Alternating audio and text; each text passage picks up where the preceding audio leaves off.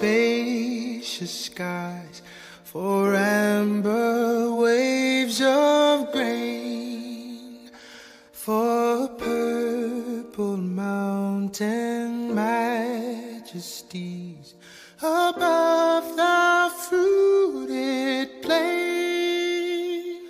America, America,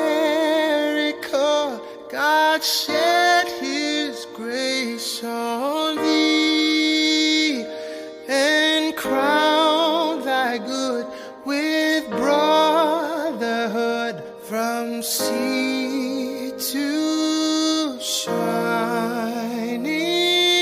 sea.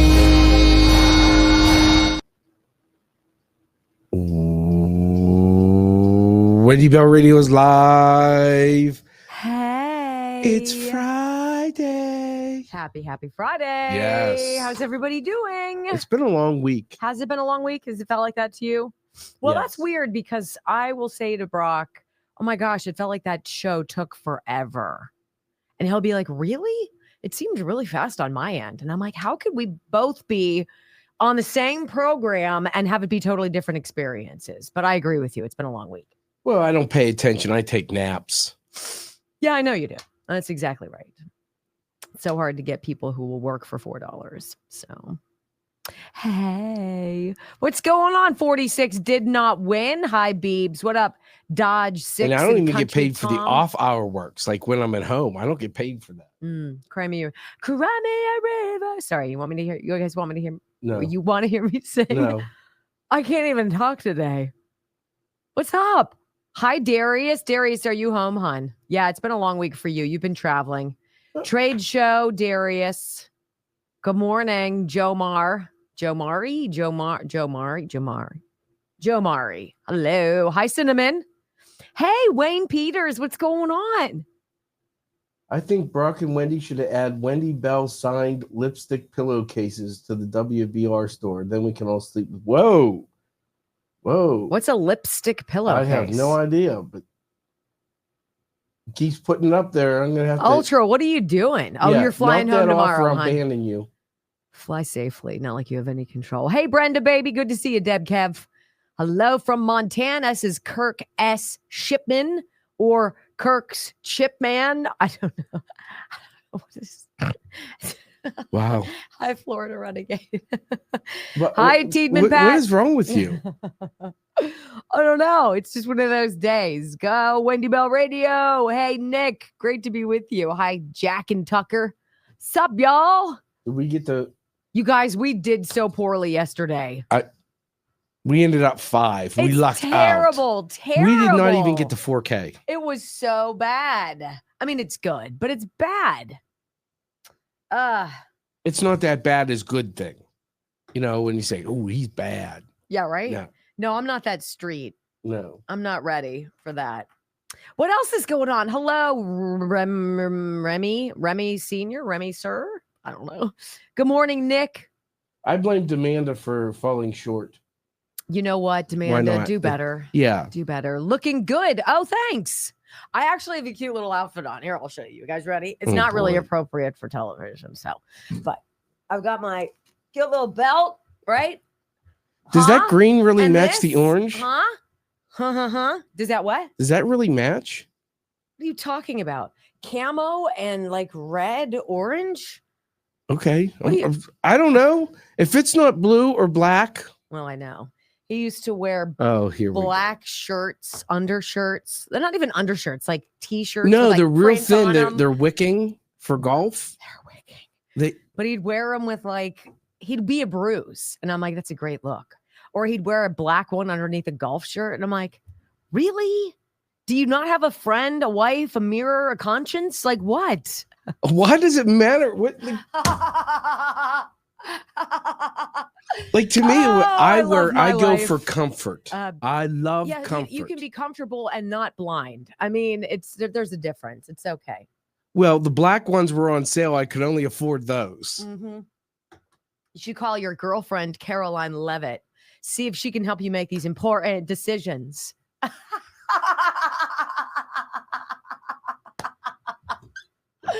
Oh, God, I love me. This is just, it's going to be a great show.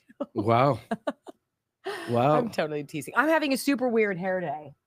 Today. I'm taking it down. It's a total nest. One of these days, I'm just going to take all the shit out and just be like, there you go. How you doing? I don't think anyone's ready for that. No. The masses, the people on Sunday are used to it. It's there will be a pet show tomorrow. My dad's in town, so we will not be doing a show on Sunday. So Brock did not find that funny, Beebs, but he's all right. What? Meow, Wendy. Oh, hi, Birdie. Hi, babe. Hello. I find not She's much of fired what up. you say funny. I don't think you're very funny. West Virginia senior chief. Good morning. What do you mean? I'm freaking hilarious. No, you're really not. And when you laugh at your jokes and nobody else is laughing. I don't know who's laughing at me. They're all back there. No, we're not. We're not laughing at. We're laughing at you, not with you. Whatever. You just wish you had a curl to twirl. I'll do it for you. I don't know why you're jealous of Cat. I can't live it. What? And what? 5, 4, 3, 2, 1. Welcome to your daily dose of facts to fight off the liberal gaslighting. You can be in the middle of a hurricane. You have sanctuary in the city of Chicago. Or you can be on a calm day. North is still north. You could be in a thunderstorm. I am angry. We are not going back. Not ever. North is still north. People can yell at you. The hell with the Supreme Court. We will defy them. North is still north. It doesn't change fundamental things. And in this business, right is still right, even if you stand by yourself. We don't get fooled again. No.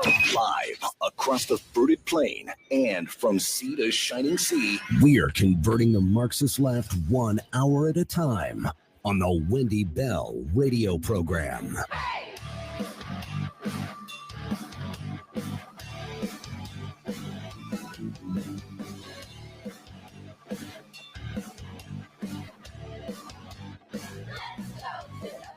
Hello, America, and all across the fruited plain. Welcome home to the Wendy Bell radio program. Delighted as always to be with you.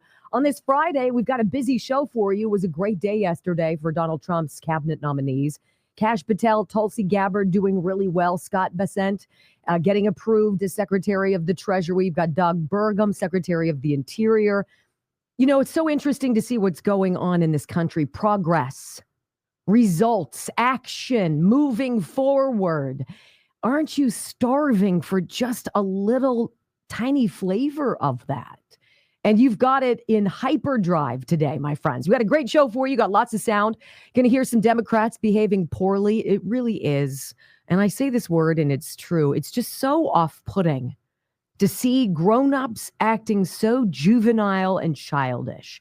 If you missed it, we've got all of it. Wendy Bell Radio Network app is the greatest way to follow along. Our live video stream, you can see that, join the chat, weigh in, be part of our army, and get the download podcast. Wendy Bell Radio, wherever you get your favorite listening material. Just thanks for being here. We're going to enjoy Friday with you. Welcome home. I pledge allegiance to the flag of the United States of America and to the republic for which it stands, one nation, under God, indivisible, with liberty and justice for all. Amen.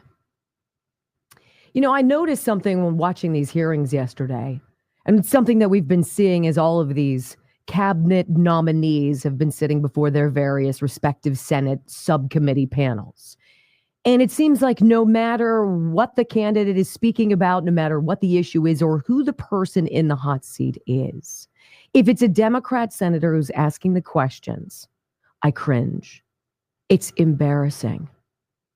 And I don't think Democrats are paying attention. Democrats are. I don't think your congressional Democrats are paying attention. I don't think they're paying attention to that Quinnipiac poll yesterday, which is jaw-dropping. A 37% approval rating for the Democratic Party.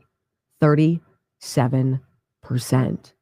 They're underwater by 26 percentage points. Do you know how you get there? You get there by not paying attention. You get there by not caring about the American people. You get there by playing partisan politics. And you get there by going on live television and disrespecting the people that Donald Trump, for whom 77 million people voted, wants in his inner circle. And everybody sees it. It's uncomfortable. As I was watching Kash Patel answer questions related to his potential appointment as the director of the FBI, not only do I see a very reasonable and measured young man, I see someone who's profoundly intelligent and deeply, deeply patriotic. Why don't I feel like that when I'm looking at Democrats? Why do I look at it's a game of aha, whack-a-mole, soundbite central, squeeze play, gotcha questioning? We're talking about the United States of America. We're talking about the place that, regardless of how you vote, we should all agree on that we want to protect it, that we want it to be the most magnificent, safe, free, welcoming, secure place on planet Earth. And that collectively, we need to work together in order to achieve a handful of goals at the very onset.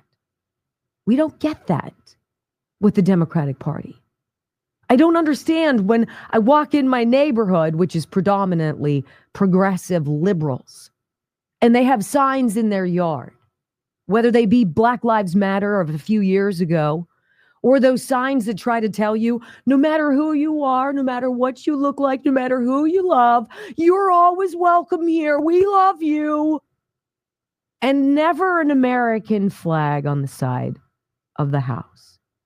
It's like the two things can't exist together.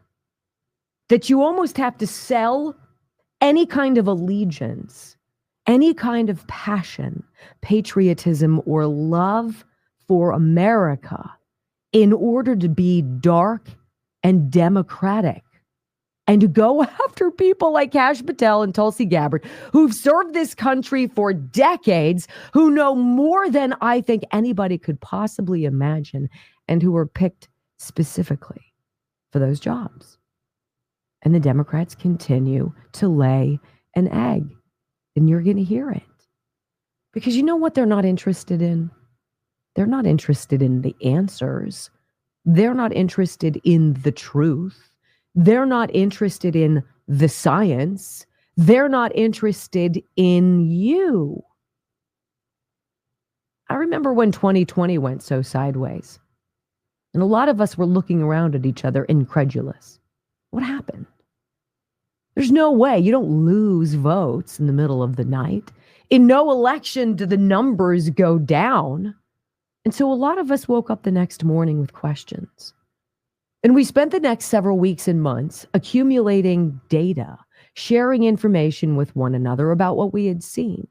Some people went so far as to get signed affidavits to profess what they saw at polling locations that was squirrely. All we wanted was an opportunity to ask the question, can you explain how that happened? Because that's not how elections work. And the almighty hellfire came after us. And then we knew we were right. Same thing with COVID. Same thing with all of this stuff that we've been going through. You're not allowed to ask questions because your questions will drive down to the truth. And the truth is, our government's corrupt as balls. I don't know how else to say it. Republican, Democrat, male, female, as balls. Crazy corrupt. And they're scared for their lives. What I saw yesterday, though, was exhilarating. I saw people who were not just unafraid. They were unabashed in their determination to represent the truth, to defend their own records, to be offended, and rightly so, when accused by Democrats of nonsense that's created and ginned up in some backroom office and then distributed to all the people as talking points to hit on. It's deeply offensive. But you know what you can tell? When somebody is really good, when somebody truly cares, they can stand there all by themselves and have on live television broadcast around the world. They could have the meanest lies and accusations hurled at them and fend them off nearly effortlessly. That's exactly what happened yesterday. If you can't ask questions of your government, if you can't ask questions of your whatever, boss, coworkers, if you're not allowed to think outside the box and to raise awareness to things that don't seem right, does it feel like someone's pulling a fast one on you? That's exactly it. Our government has fiddled in elections all around the world. Our government has stoked wars all around the world. Our government has sacrificed tens of thousands, hundreds of thousands of young men and women to cover up its corruption. And the golden age that Donald Trump speaks about, he might be talking fiscally, but I think it is a golden age of truth. Every single day, check your inbox. The White House sends out messages. This is what we did. This is what we said. This is what the executive order the president signed. These are the fake news stories that CNN and the New York Times are trying to spew. This is the truth. I find myself paying less attention to what the left is saying. I really don't care anymore about the women on The View.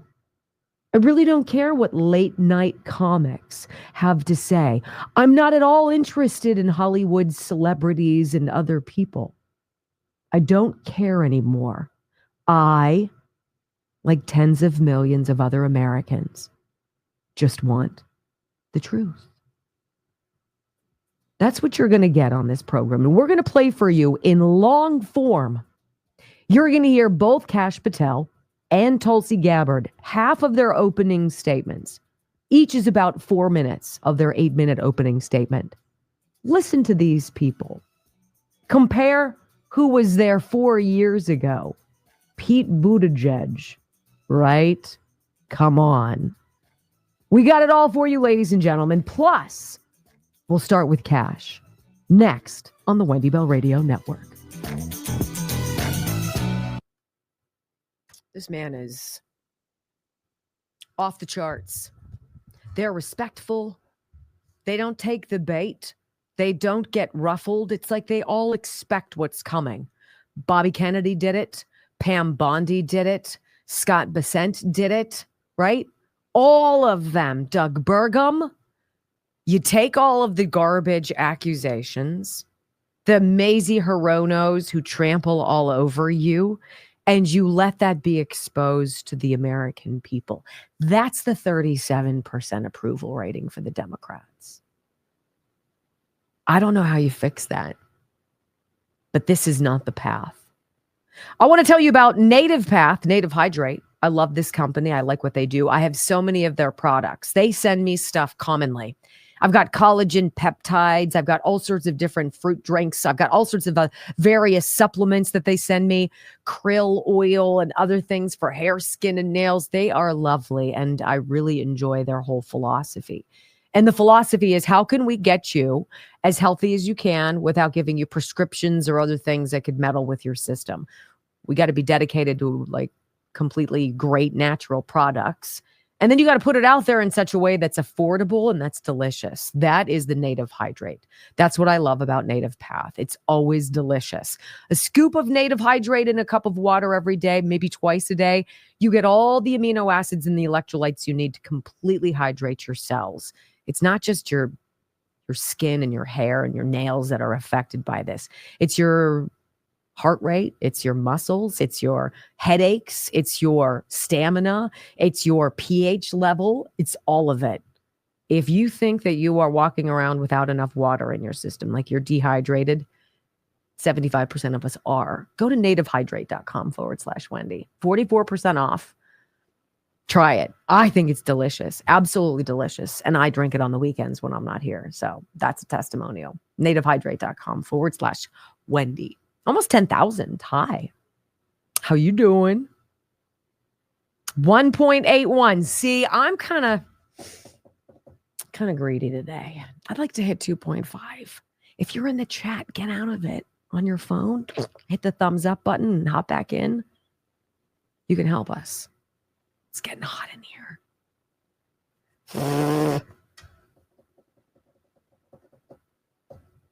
Give it time. I'm sure the air conditioning will kick on. I mean, how many people share with you their power surges, right?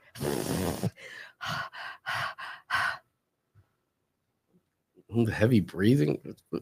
Well, I wasn't actually trying to do heavy breathing. I was doing like exasperated, sweaty breathing. That sounds grosser. I'm sorry. Yeah,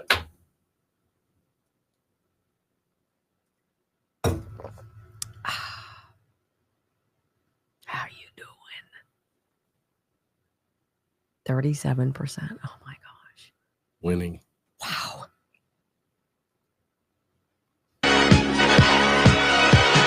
Young man, there's no need to feel down. I said, young man, pick yourself off the ground. I said, young man, cause you're in a new town. There's no need to be unhappy.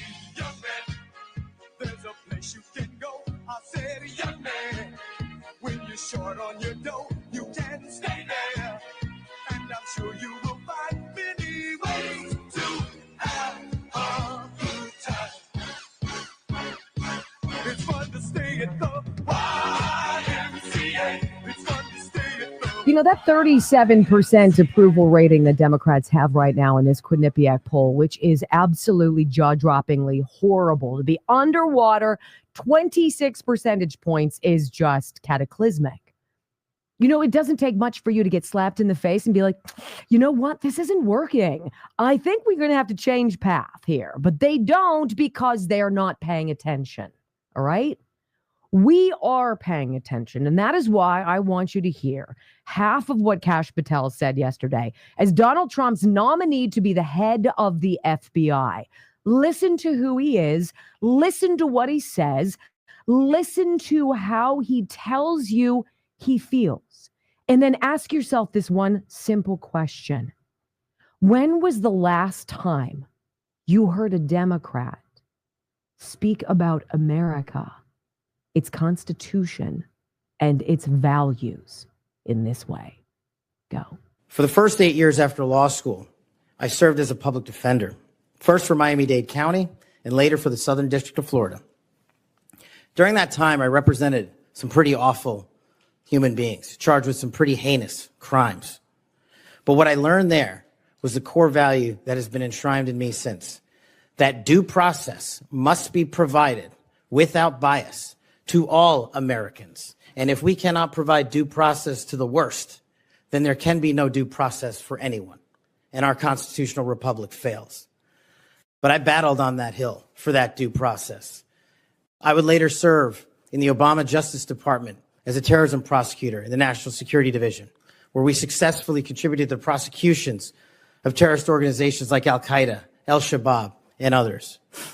I was honored to receive the 2017 Assistant Attorney General's Award from Loretta Lynch for my work in helping the Ugandans bring members of Al-Shabaab to justice for murdering 74 innocent people, including an American. I would also receive the Human Intelligence Award from the intelligence community for related work on that mission. My experiences at the National Security Division It would later be followed by my experiences on the National Security Council as Senior Director for Counterterrorism, and later as the Deputy Director of National Intelligence, responsible for the production, creation, and promulgation of the Presidential Daily Briefing, our nation's most sensitive classified information and secrets to protect our country. My time in the White House was preceded by my time right here in Congress as a staffer on the House Intelligence Committee, where I spearheaded the investigation that exposed serious FISA, Foreign Intelligence Surveillance Act, abuses by members of the Department of Justice and the Federal Bureau of Investigation. That misconduct eroded the public trust in our FBI. The erosion of trust, as Chairman Grassley pointed out, is all too low today. 40% of Americans have trust in the FBI. In order to get it back, there's a twofold track, Senator. One, violent crime is exploding in this country, and we cannot afford them to allow it to run away. We must tackle violent crime. Just in 2023 alone, there was 100,000 rapes, 100,000 drug overdoses, and 17,000 homicides. The priority of the FBI, if I'm confirmed, will be to ensure that our communities are protected and safeguarded and our children have parks to play in and not needles to walk over. The way we do this, we let good cops be cops. We let law enforcement, and we provide them with the tools necessary and resources they need to get after violent crime. The second way we do this on equal track is aggressive constitutional oversight from Congress. The public trust can only be restored if there is full transparency, and I am committed to that full transparency. Members of Congress have unfortunately submitted hundreds of questions that have been unanswered by the FBI in recent times. That will not occur if I am confirmed. All appropriate requests for information will be responded to expeditiously and fully. I'm committed to working alongside the dedicated men and women of the FBI. They are warriors of justice, and I will always have their backs because they have the backs of the American people. Now tell me, after hearing even just that, 3 minutes and 33 seconds of his 8-minute opening statement, do you hear Democrats talk like that? Do you hear laser focus, simple, common sense, pragmatic planning? Do you hear facts, or do you hear emotion? And do you hear accusation? And do you hear wild allegations and salacious rumors? The American people are paying attention, Democrats. We want our country back, and we support Donald Trump's picks to get it back. The reindeer games that you're playing on live worldwide television are going to sink your 37% approval rating. By the way, independents approve of the Democratic Party right now by only 22 points. Imagine, if you will, when prices begin to come down, when Doge carves out its first $1 trillion of our deficit and may well even balance it all by next year, will anyone ever go back to the Democratic Party? When we come back on the Wendy Bell radio program, I want you to hear Ted Cruz. I want you to hear Amy Klobuchar, Mazie Hirono, and, oh, Dick, Durbin is going to be also asking some questions. I got it all for you as Cash is cool and unafraid, next on the Wendy Bell Radio Network. All I hear is this. You ready? Arr. Can you guys hear my stomach? I'm surprised. It's ridiculous. Hold on. You wolfed on that donut. Here we go.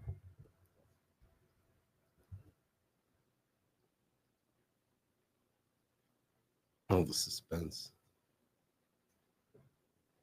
That was part of it. Now it's not going to do it. That's weird. Who puts a microphone by their stomach? I do. It's like, rawr. I'm like, shut up. Hey, let me tell you guys about Healthy Cell. I want to get on this website. I want to see their 3-pack that I really, really, really recommend to you guys. It's like the ultimate starter. It's like Switch with Wendy, where as a new member of Switch with Wendy, by the way, today's the last $1 for the whole year membership offer deal. Today only, join Switch with Wendy for $1. Okay, that's huge. What do you pay to belong to Sam's Club? And like, what do you belong to get Amazon Prime or whatever? How about $1 to get hundreds of the most wonderful products from a company that loves America to your door, cutting out the middleman. It's awesome. I have an email I want to read to you from Switch with Wendy, by the way. So healthycell.com/Wendy takes you to their site, right? They offer you 15% off. Pshaw. Use my name, you'll get 20%. Down at the bottom, though, if you scroll down to the bottom, they have some phenomenal bundles. They have a travel essentials bundle. It has REM sleep. It has the bioactive multi, and it has another one. What is that? I can't see what that one is. They have one that's called Live Out Loud. That's also your focus, right? They have one called Fitness Essentials. And the one I really think you guys are going to like the most, it's the starter kit. That's when you get the bioactive multi, the focus, which I love, and the REM that he has. And if I'm going to add it to my cart, make sure it works. I'm not going to take your 15% off order or offer. Save 10%. No, I'm going to save 20. Add to cart. You guys ready? Here we go. Let me see. Yep, there it goes. Takes $30 off of it. That's amazing. That's it. Healthycell.com, you guys. Get it. It's all the things your body needs right to your cellular level in a gel form, more absorbable. Love it. All right, so let me read. I got to read this to you guys. It's really cool. And this is one of the things that it's not sexy about Switch with Wendy, but this is, I just got this email, which is fantastic. Where is it? I saw somebody having some issues with getting onto the White House website. This is from the company. This is what they send out to the people who shop at Switch with Wendy. Dear Wendy, as inflation continues to impact households across America and our operating costs continue to increase, we at Switch with Wendy are fighting for a better way, one that embodies our founding axiom of exceptional products at reasonable prices. Through diligent cost management, enhanced operational efficiencies, and smart negotiations with our suppliers, we've managed to hold the line on pricing for over 95% of our products. Oh. Everything else has gone up during Joe Biden's tenure, not these products. 95% have stayed the same price for the last several years. In other words, price on 95% of our products are not increasing. Many products will even see a reduction. You read that right. 21 of our products are actually going down in price. So, thank you for being a part of our family. We're honored to continue serving you with products that enhance your life and well-being. Honestly, that is the company's chief marketing officer. Those are the emails you get from this company. Does that sound like it makes sense to you? It sounds like it makes sense to me. SwitchWithWendy.com. Join us. Learn what it's about. Totally change your life. By the way, I erroneously said when you join us and you get access to these starter sets, these starter kits that are like these, I mean, they're giant and they've got all these different kinds of products in them. They're not like sample sizes. They're full-size products. And you get a whole freaking kit and caboodle of them. What did you start with? I never got one. I started with the cleaning one. I never got one. And I lost on the opportunity. I'm butthurt about that. Maybe they'll help me get one. They won't. I know they won't. SwitchWithWendy.com. Yeah, the cleaning one. And you're just like, give it to me. Let me clean everything. I'll try anything. What was great about it is you figure out what you like. Mm-hmm.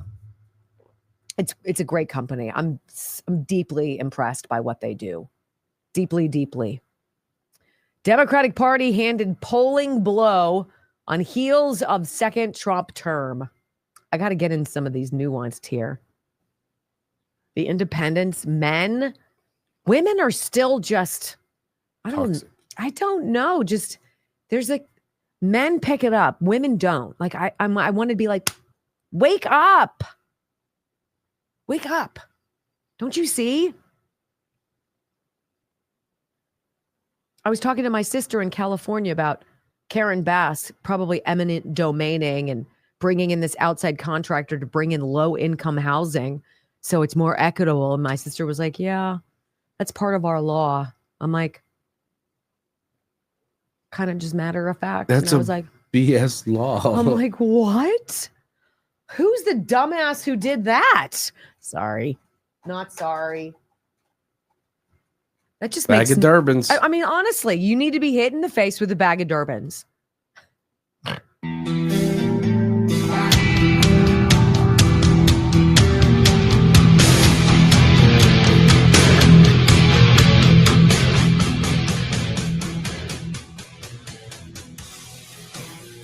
My. This Quinnipiac poll, we got some granular data. Welcome back to the Wendy Bell radio program.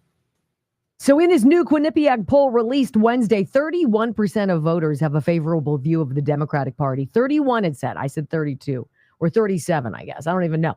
Compared to 57% still holding an unfavorable view. Yeah, I gave them a boost. I said it was 37. It's 31%, you guys. That is so horrible. This is the highest percentage of voters having an unfavorable opinion of the Democratic Party since the Quinnipiac University poll began asking this question. I mean, it'd be nice for them to give us some granular data on how long ago that started, but it's been a while, right? The poll shows 22% of independent voters have a favorable opinion of the Democratic Party versus 59% who have an unfavorable view. Men, 22% favorable view versus 67% unfavorable. Women, I don't know. I don't know what it's going to take to wake these people up. Because, Democrat women have kids. They see what's going on. You can't be down with what they did and are continuing to try to do. 39% of women have a favorable view of the party compared to 47% who have an unfavorable view. And then you flip it over to the Republican Party, 43% favorable to 45% unfavorable. That's huge, you guys. Now let's listen in to some of this, okay? I want you to hear Senator Ted Cruz. Ted Cruz is great as Cash is sitting in the hot seat, trying to be confirmed to be America's next director of the FBI, a position he's eminently qualified to fulfill, to the role to fill. Ted Cruz is going to take him back. What were you doing on January 6th? What were you doing in the days leading up to January 6th? You were working with the Department of Defense. Who was it who didn't allow National Guard? I know Donald Trump asked for it. Where were you? How long were you and the White House planning to get extra personnel at the Capitol for whatever presentations and public displays there were going to be? Tell me the timeline, sir, Mr. Patel. Ted Cruz, number one, listen. What were you doing on that day? On that day specifically, responding to preparing to mobilize and deploy the National Guard once we got the lawful request from the local governing authority, which was the mayor of D.C. and the Speaker of the House. Now, how many days in advance were you working to prepare the Department of Defense to help secure the Capitol on January 6th? Days in advance, Senator. We were in the Oval Office on an unrelated national security matter with the President of the United States, the Secretary of Defense, the Chairman of the Joint Chiefs of Staff, and myself. And the President authorized up to 20,000 plus National Guardsmen and women to secure any security measures necessary related to the Capitol. So we were moving to the fullest extent of the law before the requisite request came from a local governing authority days ahead of time.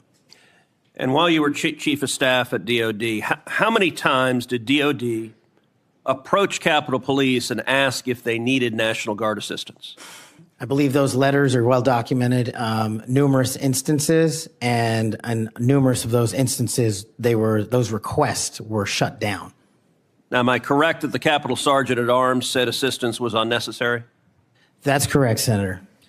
Who did the Sergeant at Arms report to? The Speaker of the House. That would have been Nancy Pelosi at the time. Is that correct? Yes, Senator.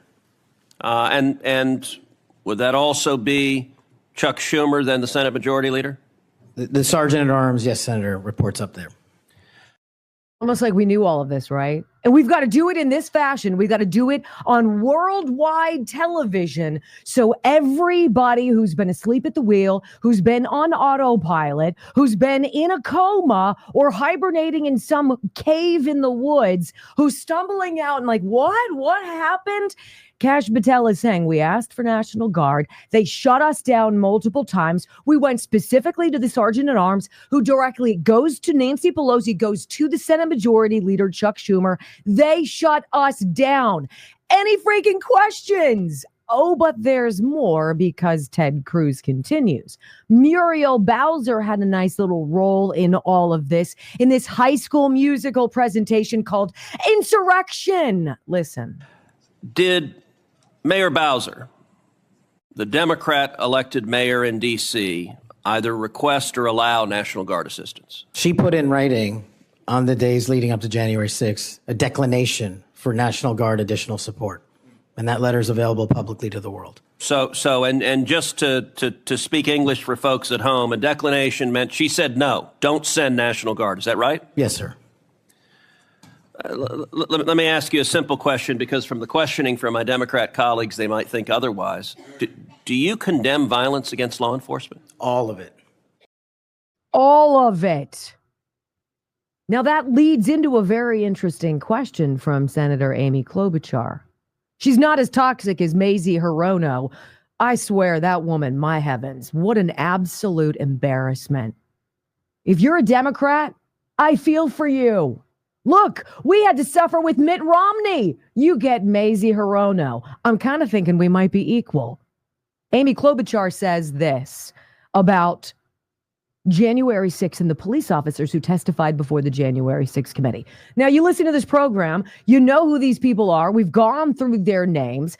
Daniel Hodges, he was a D.C. police officer, but you had Michael Fanone, you had Harry Dunn, you had that guy, whatever his first name was, Aquilino, and these guys testified. They were star witnesses who also all managed to score these New York Times best-selling book deals. It's like, it's so weird how that happens. They testified about stuff and they lied under oath. And we know demonstrably, because Tucker Carlson released a video and got fired for doing so. We know because the timestamp on the video doesn't line up with what they've said. Is there a question in your mind that the main witnesses on the January 6th committee that testified to America were lying? Of course not. Amy Klobuchar tries to get Kash into an aha. Listen. On Joe Pack's podcast, he asked you, the Capitol Police in that fake January 6th committee, they didn't tell the truth, did they? Patel, no, not just them, many others. And lying under oath is a federal offense and they should be investigated for it. Do you believe that about the police officers? That's a general statement and a mischaracterization of what I said. I encourage you to read the rest of the interview. This is why snippets of information are often misleading and detrimental to this committee's advice and consent process. Well, if you consent, I would love to have 5 hours of questions and then I could read the whole transcript. You've got 2 minutes. Wow. In September. Is that fantastic? Well, if you gave me 5 hours, I could ask you these questions. Or you don't have to be disingenuous and take out of context something that I said to drop an aha, because I know what I freaking said, because I am unabashed, I am unafraid, I am unapologetic for loving this freaking country. And Senator Klobuchar, you know better. She does. Absolutely. Good for you, Kash Patel. Would you ever see one of Joe Biden or Barack Obama's nominees being able to sit there and handle that with that kind of decorum and immediate call out? I don't think so. And then we proceed. Here is the aforementioned Mazie Hirono. Her strategy to, I guess, compensate for her own, I don't know, mental incapacities that she exhibits here on these discussions. She has to jump on everything Kash says. And then at the end of it, be like, I'll take that as a no. Well, see, I didn't answer the question because you interrupted me. So if you extract from that I'm responding to you in the negative, that's on you. Listen to this bad look. We have heard already your book includes a list of 60 people who you think make up part of the executive branch deep state. Mr. Patel, if confirmed, do you plan to investigate President Trump's former FBI Director Christopher Wray? Yes or no? I have no plans in going backwards. I have plans in safeguarding. How about James Comey? Do you plan to investigate him? Senator, every investigation will be subject to the same Do you legal plan to standard. Investigate James Comey, who's on your list? I have no intentions of going backwards. How about and Bill every Barr? intention of using the Constitution. How about Bill Barr? Do you plan to investigate him, who's on your executive branch deep state, and you say you're going to ferret out the deep state? No one Yes or that no? did not break the law will be It investigated.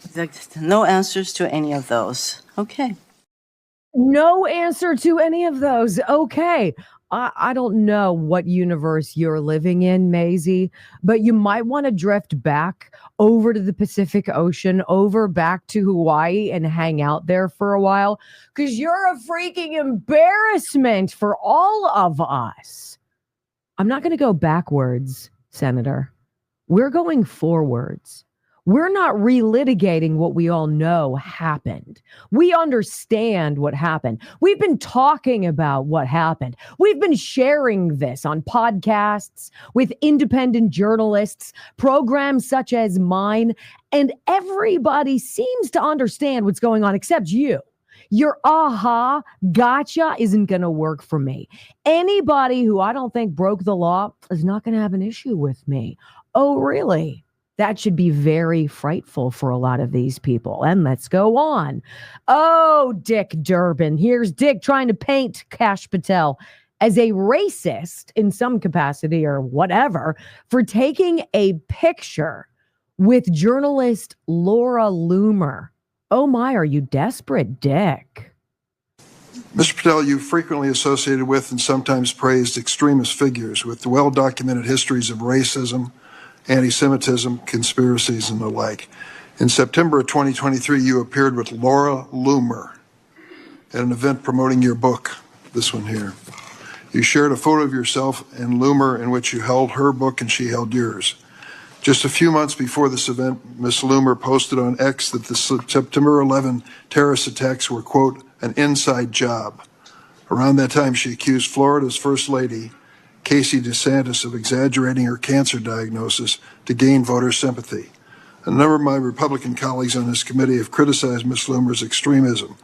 One of my colleagues described her as a, quote, crazy conspiracy theorist who regularly utters disgusting garbage. Another called her really toxic.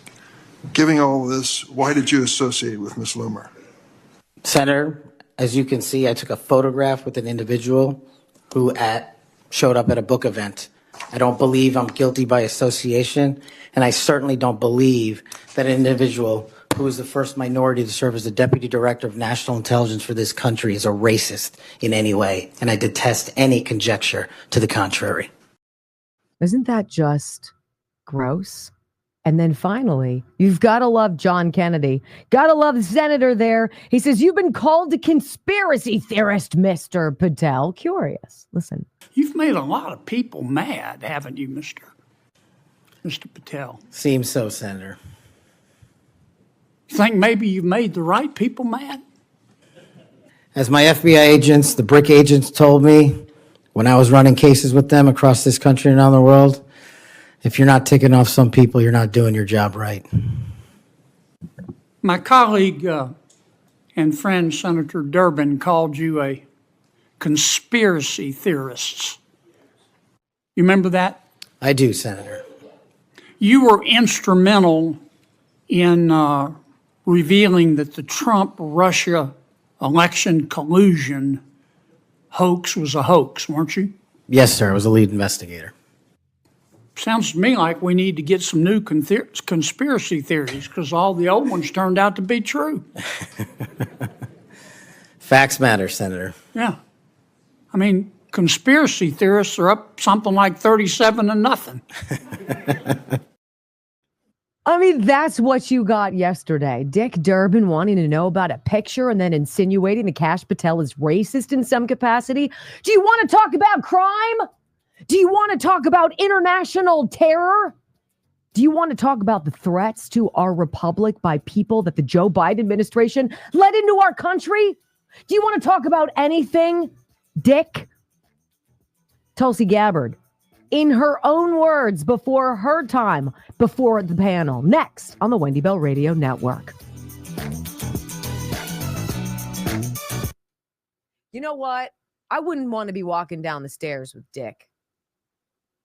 I might do a sweep the leg. Sensei. Sweep the leg. Sensei might ask for it. Sweep the leg. But Sensei, do it. I'm sorry. I was a big Karate Kid fan.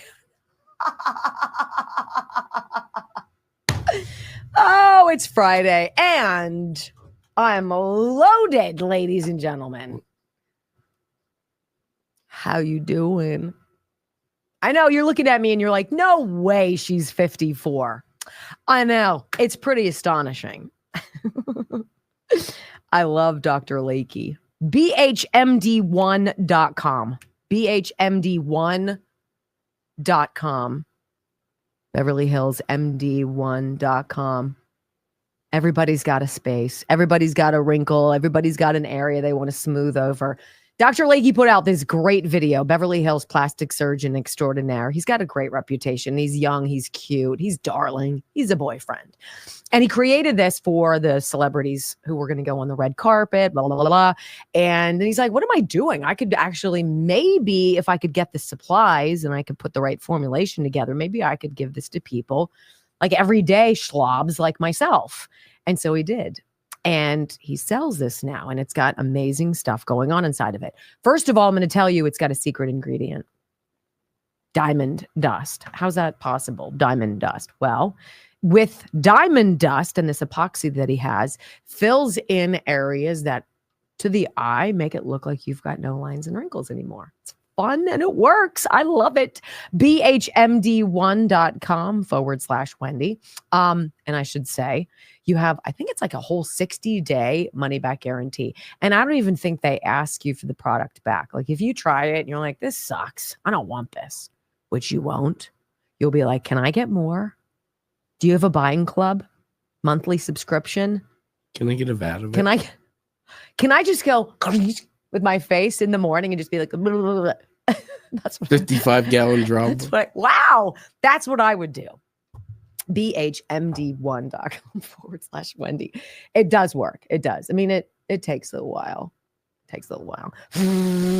But you'll see. I'll transform before your very eyes. Too much? Number one editor's pick. Oh, nice. So that means we have a lot, maybe have some different eyes on it. Yeah. We're a radio show. We're in a commercial break right now. Hit the Rumble. Give us a follow. We're trying to get 100,000 people by the end of the year. It's probably not going to happen, but damn it, we're going to give it. Wow, that's a real positive outlook there. Appreciate We're that. averaging 100 new followers a day. We need to get to 100,000. We needed 200. Oh, this is awesome. Hey, Pepe, listening while driving supplies to Western North Carolina. Really? My friend Pepe. Hi, Pepe. Hi, Kelly Pigeon. He says, anti-Semitism, Loomer is a devout Jew, but let that go. I mean, like, you can't make it up. You can't make it up. Look, we knew they were jacked and scared when the allegation was Trump got a hotel room that the Obamas were in and had hookers paying on him. That totally jibes with what I know about Donald Trump. I saw pictures of him with one of the 29 women who tried to accuse him of sexual impropriety in some capacity. Do you guys really see Donald Trump being like, I don't see it. He's at a baseball game of some nature and he's wearing a suit. I'm like, people, he's been the same guy for 50 years. They've been gunning for him. 50 years. Losers hate successful people. Always dressing the part.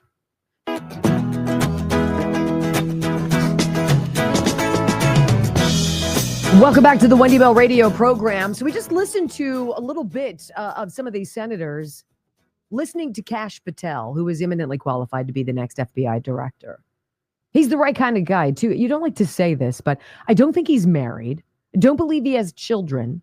I believe he has America tattooed on his soul. He has an ex-wife. He has an ex-wife. Yes. Okay.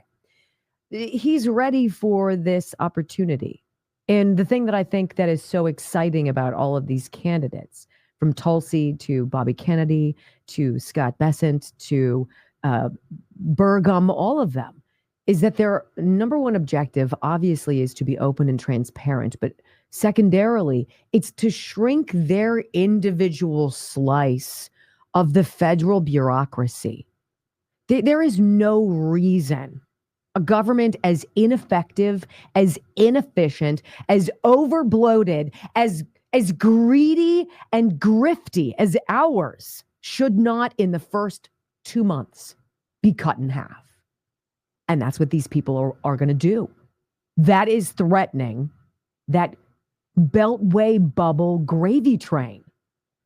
Tulsi Gabbard, I want you to hear what she says. This is just a slice. I think it's like 4 minutes and 20 seconds. Oh, we can hear some of it. Listen to this. At a time when trust in the intelligence community, unfortunately, is at an all-time low. Chuck Schumer admitted a few years ago, quote, "You take on the intelligence community, they have 6 ways from Sunday at getting back at you." For too long, faulty, inadequate, or weaponized intelligence have led to costly failures and the undermining of our national security and God-given freedoms enshrined in the Constitution. The most obvious example of one of these failures is our invasion of Iraq, based upon a total fabrication or complete failure of intelligence. This disastrous decision led to the deaths of tens of thousands of American soldiers, millions of people in the Middle East, mass migration, destabilization, and undermining of the security and stability of our European allies, the rise of ISIS, strengthening of al-Qaeda and other Islamist jihadist groups, and strengthening Iran. Here are just a few other examples.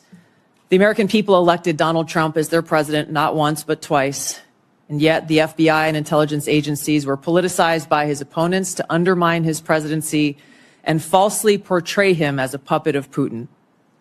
Title I of FISA was used illegally to obtain a warrant to spy on Trump campaign advisor Carter Page, using a Clinton campaign-funded false dossier as their so-called evidence.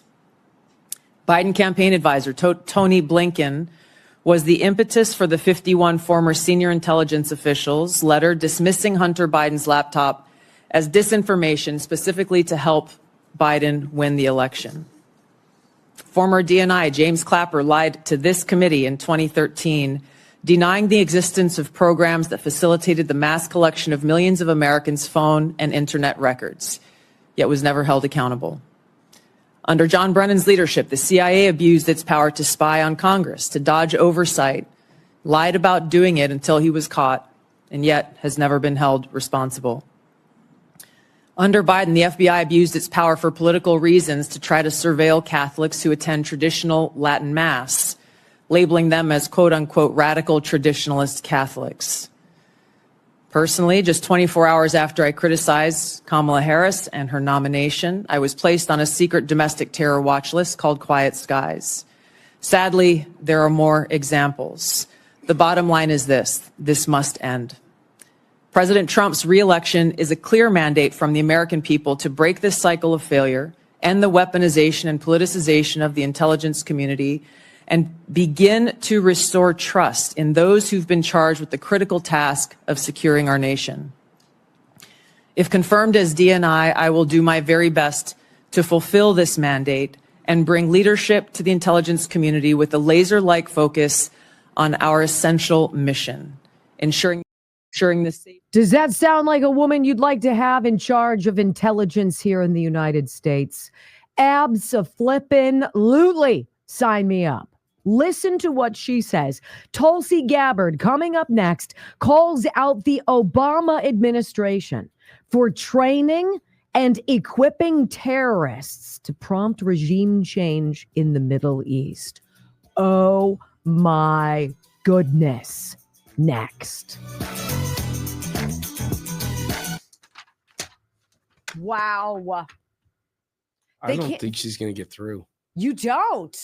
There's like 6 or 7 Republicans against her right now. I think she will. I think if she doesn't get through, I think Trump will go scorched earth. I think he'll just...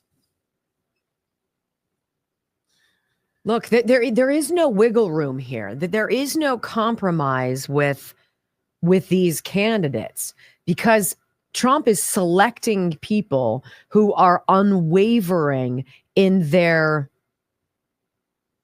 morals and their values. I don't believe Tulsi Gabbard could be bought off. I don't believe Kash Patel could be bought off. These people cannot be co-opted. They cannot be controlled. And that's what's scary to the Democrats. That's what's scary to the deep state. And there are lots of them there on that panel who are Republicans. Or just Republicans who are scumbags or worse in my mind, period. Let me tell you about my friends at Texas Bullion Exchange. TexasBullion.com. All right, so I do this all the time. Look, this is one of those things. So I'm going to tell you a story real fast. So my twins, Bob and Chris, had a tutor over at the house yesterday, SAT tutor. So they take a break. It's a 2-hour session. So they take a break about halfway through. And the teacher comes in and starts talking to my father and me. My father's a financial planner. And they're starting to talk about 529 plans, planning for college, because the teacher he's got like a 5-year-old and a 1-year-old. And they're talking about saving. And I'm thinking to myself, this young man who has saved a lot of money for his children already to go to college, this is the perfect opportunity to talk to people out there about precious metals, about silver, about gold, about platinum, about palladium. I really love Texas Bullion. All right. There are a lot of companies out there you can get precious metals from, and you don't have to have cash. You don't have to be flush with cash to buy stuff. If you've already been working and you have a 401k or an IRA, it's not complicated to get precious metals into your portfolio and to recommend to whomever your advisor is. I want to get it through Texas Bullion. I did. I'm not just, they don't just pay me to talk nice about them. I talk to them. I listen to them. They give me lessons on precious metals. They give me lessons about banking historically, why precious metals are such a savvy investment, such a wonderful peace of mind. And that whole idea of, as parents and grandparents, buying precious metals for our children and grandchildren. Instead of giving your kids or grandkids $100, for Christmas or birthdays, why don't you buy them some coins? Here's the Donald Trump one. I love this one. It's really beautiful. Did you see your email? That is just absolutely fantastic. 855-927-5557. Call and get a conversation started with them. You're going to be blown away. One, I do not lie to you. I'm not about to start today. TexasBullion.com. I did not. Is it going to hurt my feelings? No, it's a testimonial to Texas Bullion. Oh my gosh. Where? I sent it to you this morning. Oh, Pittsburgh. All right, let's see. Here we go. Texas Bullion. This is from Suzanne. Just wow. I finally set aside some time yesterday to call the number you share with us every day. I spent almost a full hour on the phone with Cody. He explained to me in a way that I could understand and repeated when I needed him to how investing in precious metals would fit into my personal money strategies and all of the different options I had. I'm so excited to add this new revenue of investing into my portfolio. I could tell within a few minutes of our conversation, this guy knew his business and he knew it well. I'm purchasing the 2024 Trump silver coin for my 7-year-old granddaughter since he was the president when Charlotte was born. I've tasked Cody to find a coin of equal value I could purchase for her sister Josie because Biden was president when she was born, and even if they made a Biden coin, which they didn't, I wouldn't buy it. Also, my first native hydrate order arrived yesterday. I think I speak for many of us when I say we love your sponsors as much as you do. Your faithful listener, Suzanne.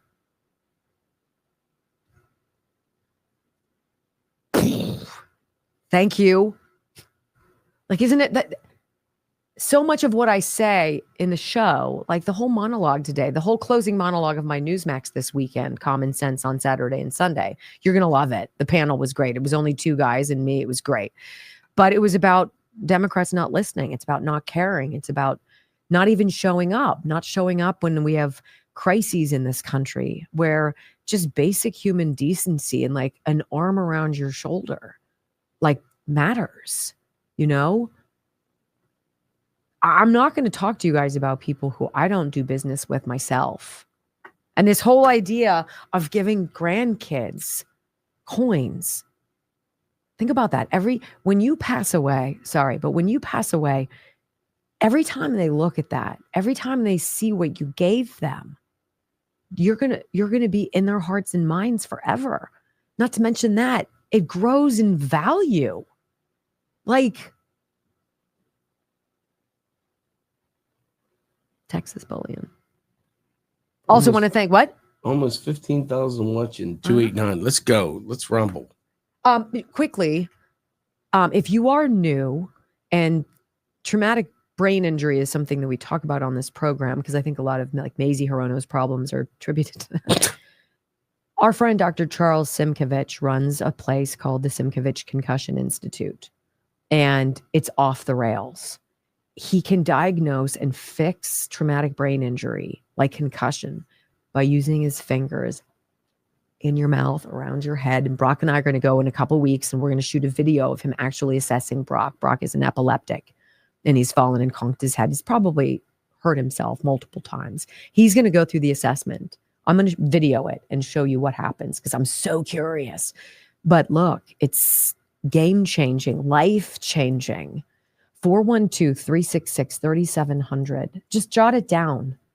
412-366-3700. SimkovichConcussionInstitute.com. The guy is magic, and he is a sweetheart. Love him. So nice. You're going to love him too. Do you guys like my snazzy new earrings? I have a story about them coming up. I know you're so excited. Really? Did you just do that? What? I heard it. I wasn't. You did. You just did. You roll your eyes too? No, I just. Wow. Bag of Durbans. Whoa. You need to get hit with a bag. 5, 4, 3, 2, 1. Wendy Bell, America's anchor mom, fighting for America 1 hour at a time. Welcome to the family. The world ain't all sunshine and rainbows. You take on the intelligence community, they have 6 ways from Sunday at getting back at you. It's a very mean and nasty place, and I don't care how tough you are, it will beat you to your knees and keep you there permanently if you let it. Donald Trump has been indicted by a grand jury in New York for his alleged hush money payment. A grand jury indicted former President Donald Trump on state charges stemming from his efforts to overturn Joe Biden's victory. Breaking news, the federal indictment against Donald Trump, all related to his handling of classified documents after leaving office. But it ain't about how hard you hit. It's about how hard you can get hit and keep moving forward. And they're not taking this White House. We're going to fight like hell, I'll tell you right now. It's about how much you can take and keep moving forward. That's how winning is done. 3 hours of bold truth and excellence. You've just signed up for the WBR Army. Strap in. This is the Wendy Bell radio program.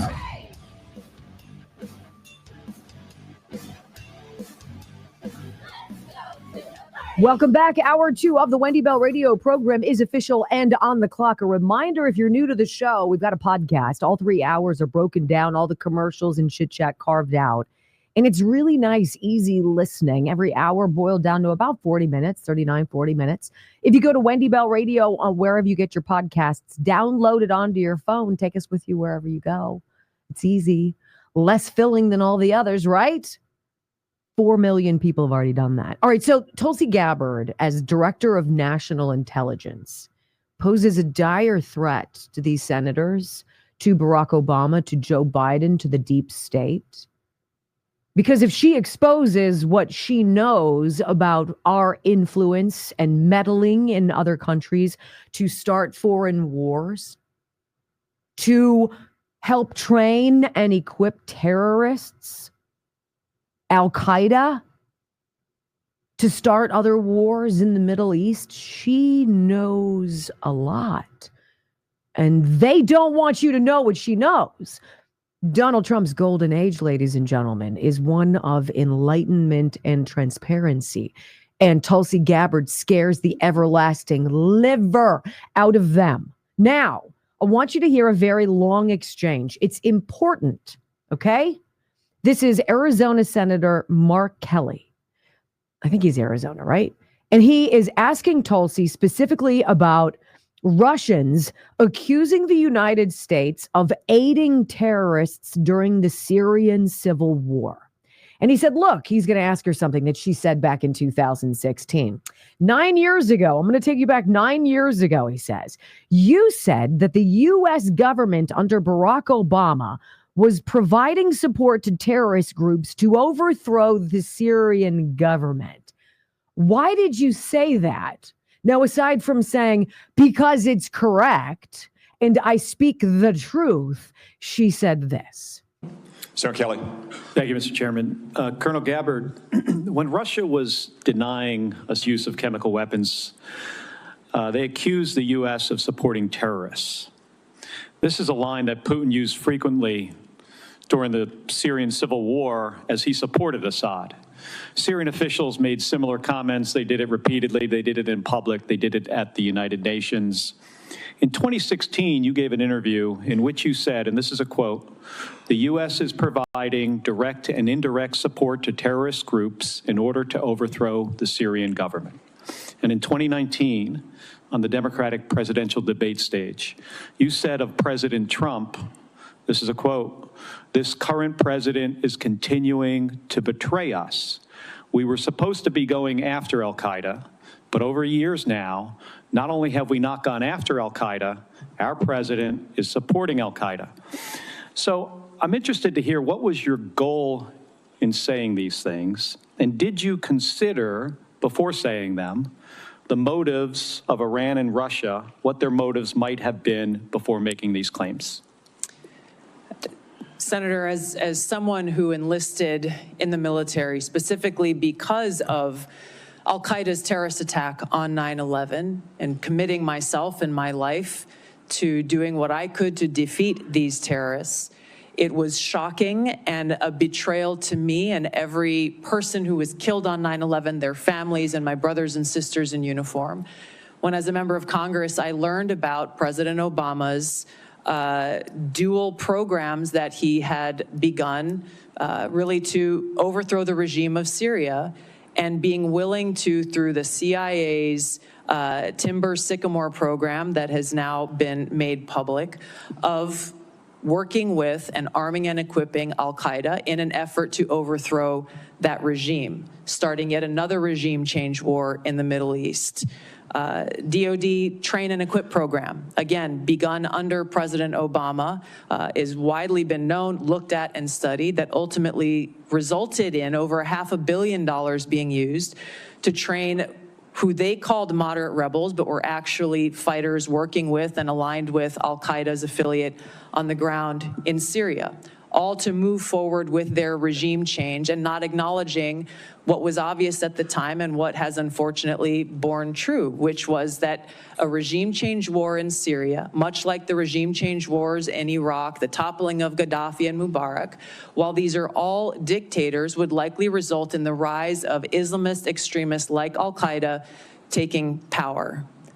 I shed no tears for the fall of the Assad regime, but today we have an Islamist extremist who is now in charge of Syria, as I said, who danced on the streets to celebrate the 9/11 attack, who ruled over Idlib with an Islamist extremist governance, and who has already begun to persecute and kill and arrest religious minorities like Christians in Syria. I understand. Why that should be acceptable to anyone is beyond me. It shouldn't is be. certainly and not in our interest. I appreciate your answer, and thank you.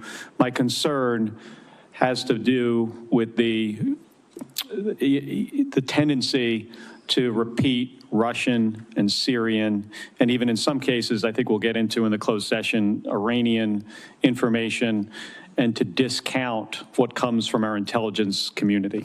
Senator, every American deserves to know that people in our own government were providing support to our sworn enemy, al-Qaeda. That should not be acceptable by anyone. Thank you. Boom. And right there, she became an enemy of the deep state. They knew she was scary before. She is calm. She is unflappable. She's a freaking badass. They wish they had a Tulsi Gabbard on their side, right? They have purple-haired, nose-ringed wackos who are crying, "Ah," right? We have Tulsi Gabbard. They are scared to death, and they damn well better be. She knows what's going on. There's a reason she was picked by Donald Trump. In this audio soundbite, I want you to hear Senator Michael Bennet. This is just embarrassing. Michael, I don't even know what to say to you. If you were one of my sons, I could probably say what I want to say. But they behave better than you any day of the week. Listen to this aha got you interrupting, embarrassing, off-putting display. And listen to Tulsi calmly navigate it as the professional lieutenant colonel she is. Do you believe, as the chairman of this committee believes, as the vast majority of members of our intelligence agencies believe, that Edward Snowden was a traitor to the United States of America? Senator, if confirmed as Director of National Intelligence, I will work with you to make sure that there is not another Snowden-like social leak. media. It's not a moment to propagate theories, conspiracy theories, or attacks on journalism in the United States. This is when you need to answer the questions of the people whose votes you're asking for to be confirmed as the chief intelligence officer of this nation. As my colleague said, this is not about you. It's about the people that serve the intelligence agencies of the United States. Is Edward Snowden a traitor to the United States of America? That is not a hard question to answer when the stakes are this high. Senator, as someone who has your served answer, in yes uniform, or no, is Edward Snowden a traitor to the United States of America? as someone who has I'll go on worn to our my uniform questions. in combat, I understand how critical our national security Apparently is. you don't. Apparently you don't. Isn't that unfortunate? It's an ugly look. So I want to say to Senator Bennet, you know as well as we that Edward Snowden, like Tulsi, enlisted in the Army after 9/11. And he went to work for the CIA and the NSA, and he learned in those capacities that the NSA was using its powerful surveillance tool to spy on American citizens. Senator, you know this. And then Obama's director of national intelligence, James Clapper, lied about it to Congress, which Tulsi said in her opening statement. Edward Snowden exposed unconstitutional and illegal actions by the Obama administration. If Snowden was a traitor, he could have sold all of the intelligence he had with all the top secret security clearance to any country in the world. It's just such an inconvenient truth. And your question, Senator, I'll be able to answer it for you since you won't let Tulsi Gabbard. Your attempt at an aha didn't stick the landing. You come off as rude, as brash, and you know what some people would say? Kind of like toxic masculinity. Where's Gillette when you need him? When we come back on the Wendy Bell radio program, I'm going to talk about this devastating crash, the midair collision over Reagan International. You know, we remember why the FAA turned away qualified air traffic controllers, because they were white. Is that the only issue at play here? No. Do we need to talk about it? Yes. And we will next on the Wendy Bell Radio Network.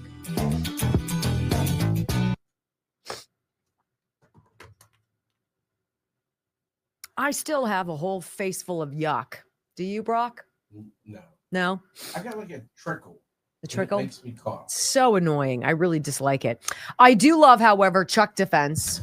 I don't know where do you have it with you? I do. Let's take a look. It's called Morning Kick. It's from Roundhouse Provisions.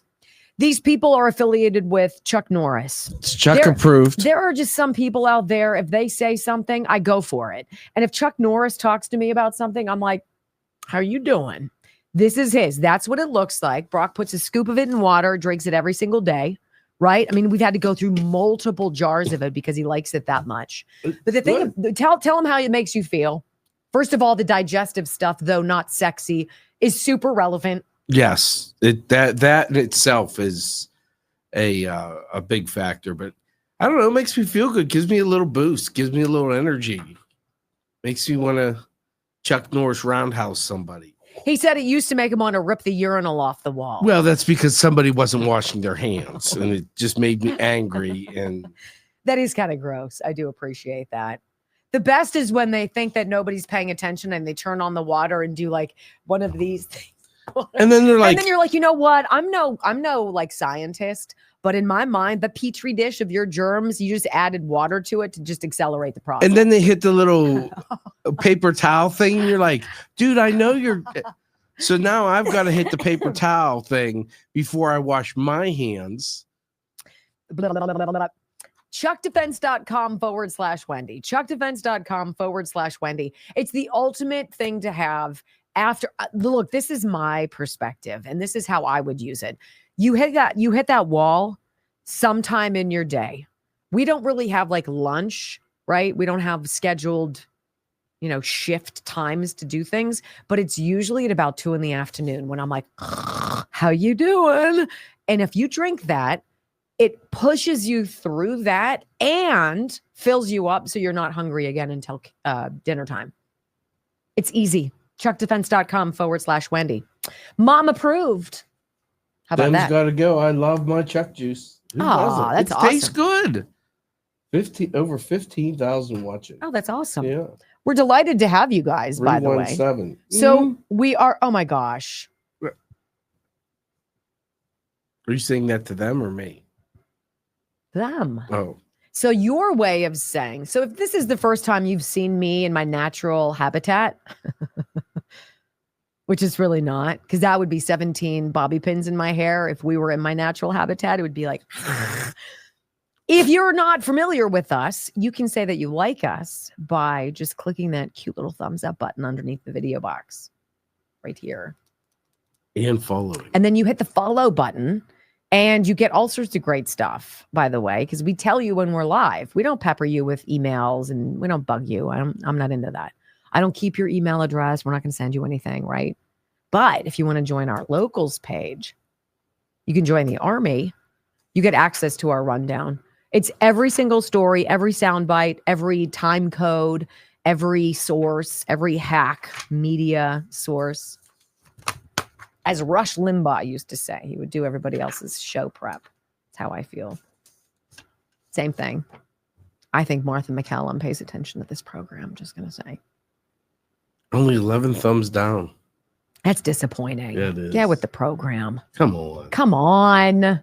I like at least 30 bads, 30 thumbs downs. Makes you feel like you woke up for a reason. I'm glad that you Just guys to are piss here. It off makes the me libs. happy. Thank you. Thanks for being here. Preach.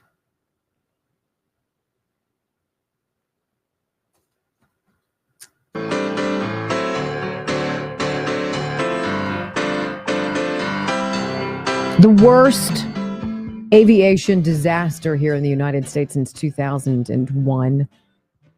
That's what they're saying. 67 people dead. A lot of questions over what happened with that American Airlines jet, a small little plane, and that helicopter, military helicopter. And it's too early to point fingers about who did what and what have you. But it's not too early to talk about deviating from the meritocracy. Do you guys remember when United Airlines came out during Joe Biden's presidency? It was at the very beginning. And they put out this statement that they wanted 50% of the next 5,000 pilots they hired to check some box, whether you were gay or you were black or you were what have you. They wanted somebody who was not a white man. I have given birth to 5 white boys. I'm married to one. I'm I'm personally offended by this idea that we need to carve out too many of one group of people so that somehow the pendulum can swing over the other way and we can kind of make it equal. It's dumb. It's preposterous. It's anti-American. And the left right now is saying, oh, Donald Trump is pointing to the DEI garbage that the FAA started using a few years ago under Joe Biden, and even before that under Barack Obama. It's too soon. How can you do that? Let us mourn. No. See, now is the time to address it. Now. Now.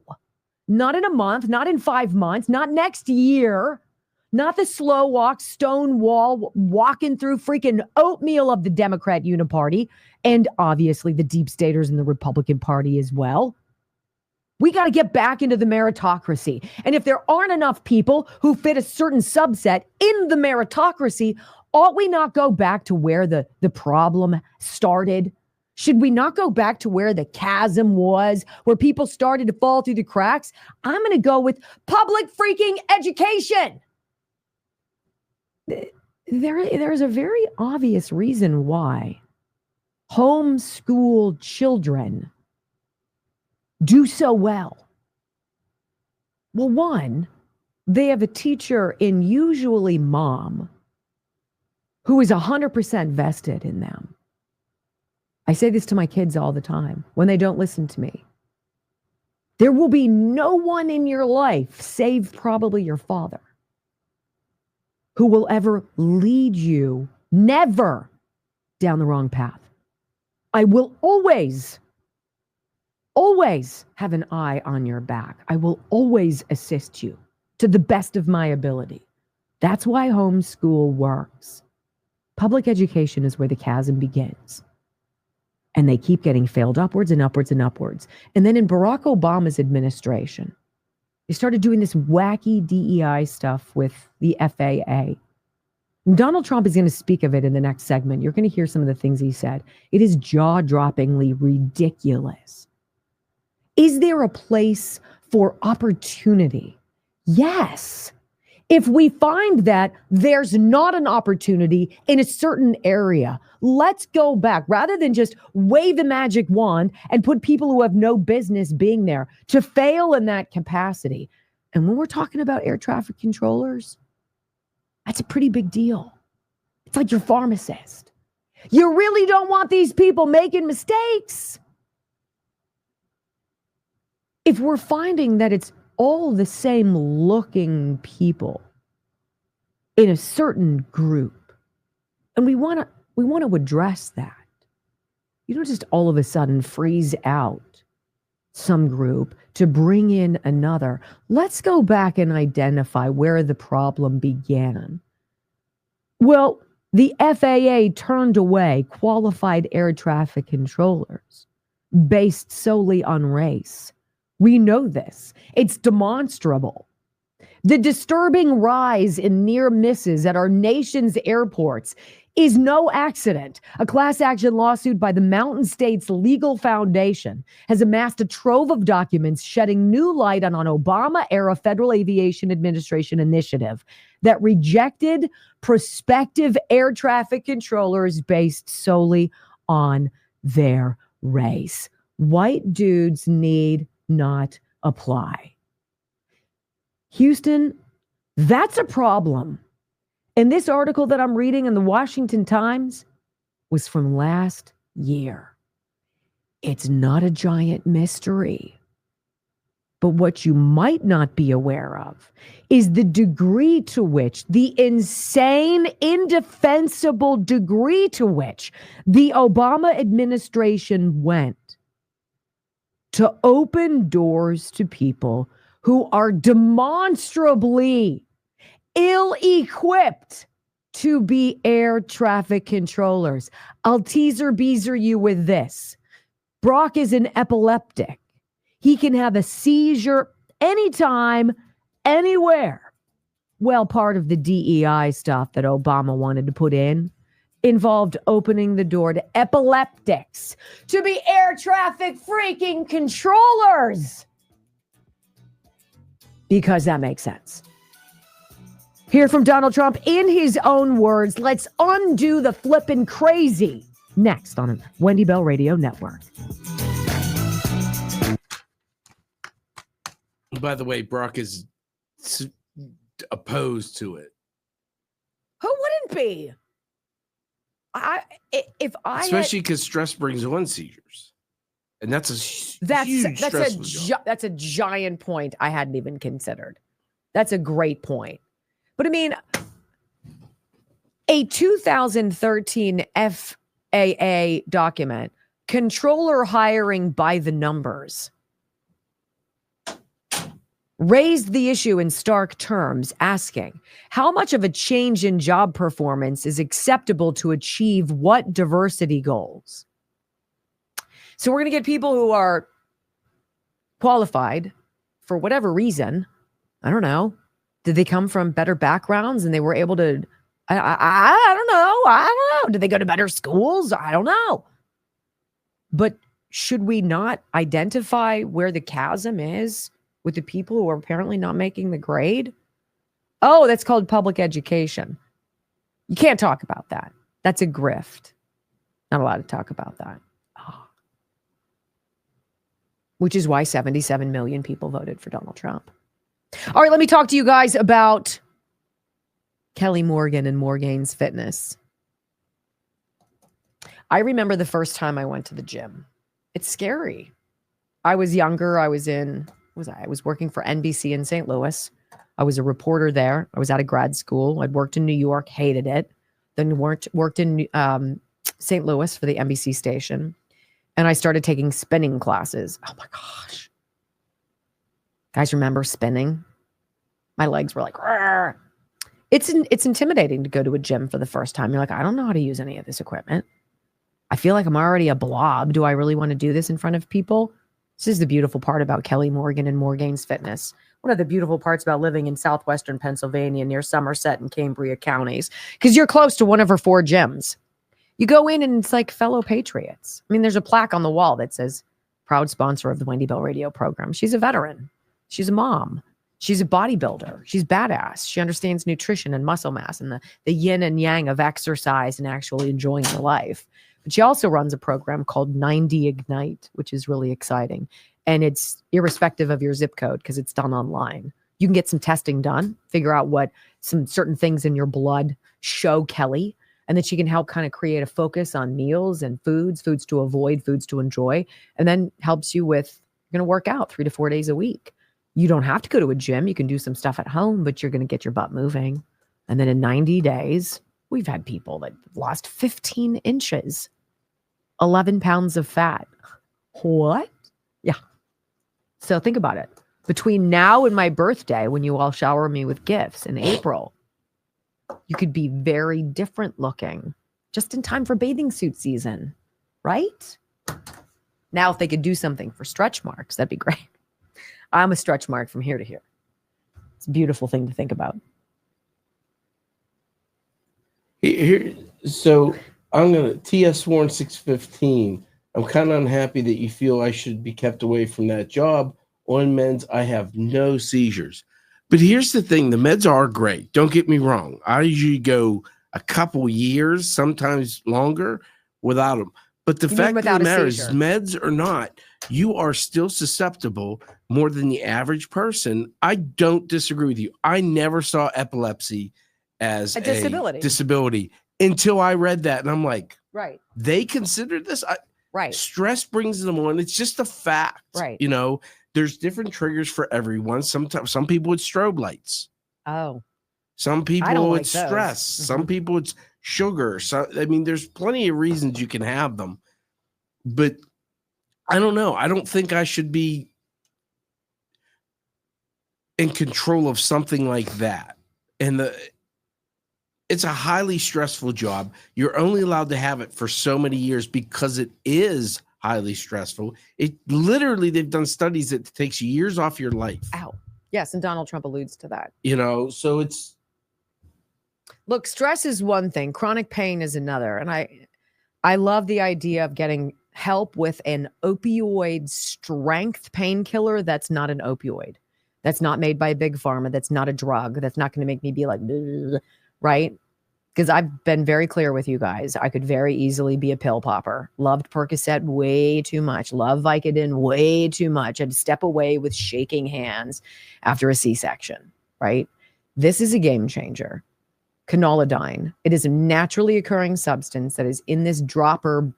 It's like a, one of these. It's a sublingual. You put it under your tongue in the morning, once in the evening, go to bed. In a couple days, if you're a chronic pain sufferer, you're going to be like, what happened?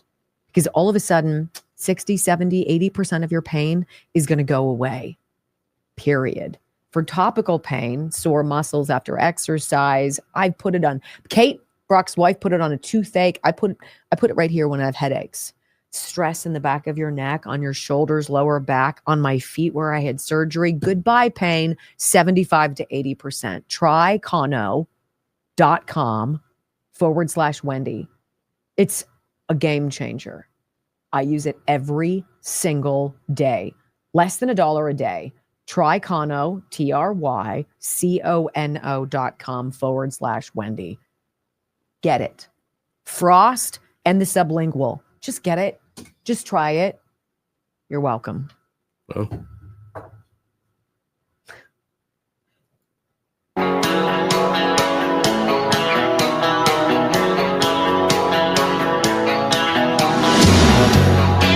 So before we get into this terrible accident, we know going back in time, a year ago, and I'm reading this from the Washington Times,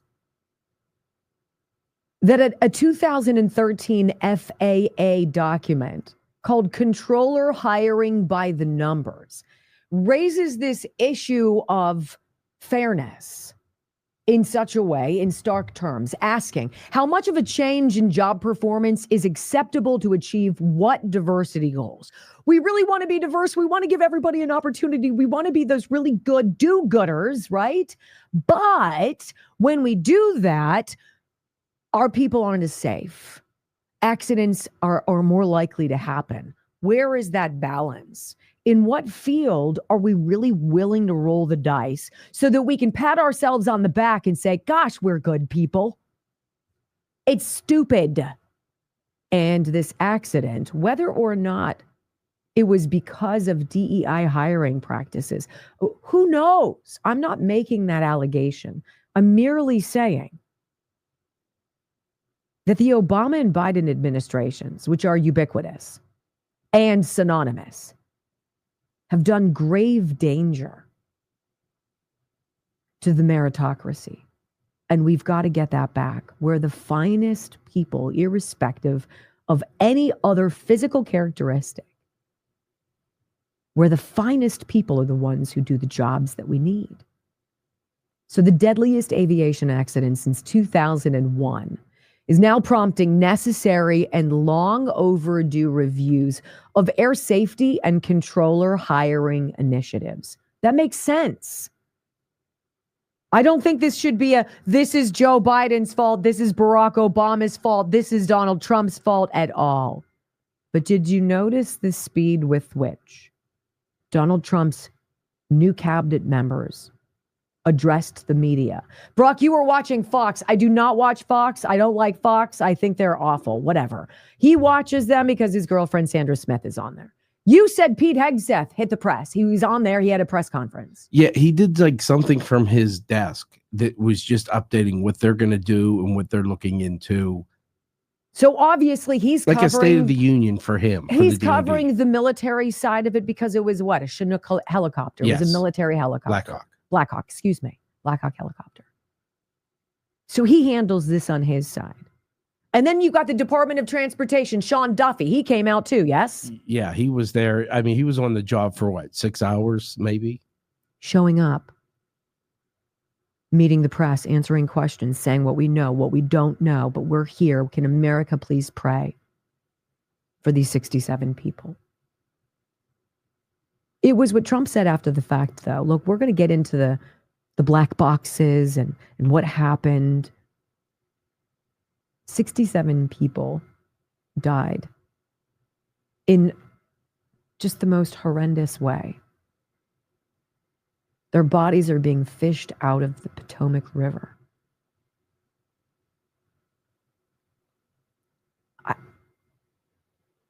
There's going to be time to talk about who's at fault. But we have to talk about it. We have to talk about these initiatives that are dangerous. They're dangerous in science. They're dangerous in aviation. They're dangerous in medicine. They just are. And now is the time to have honest discussions about this.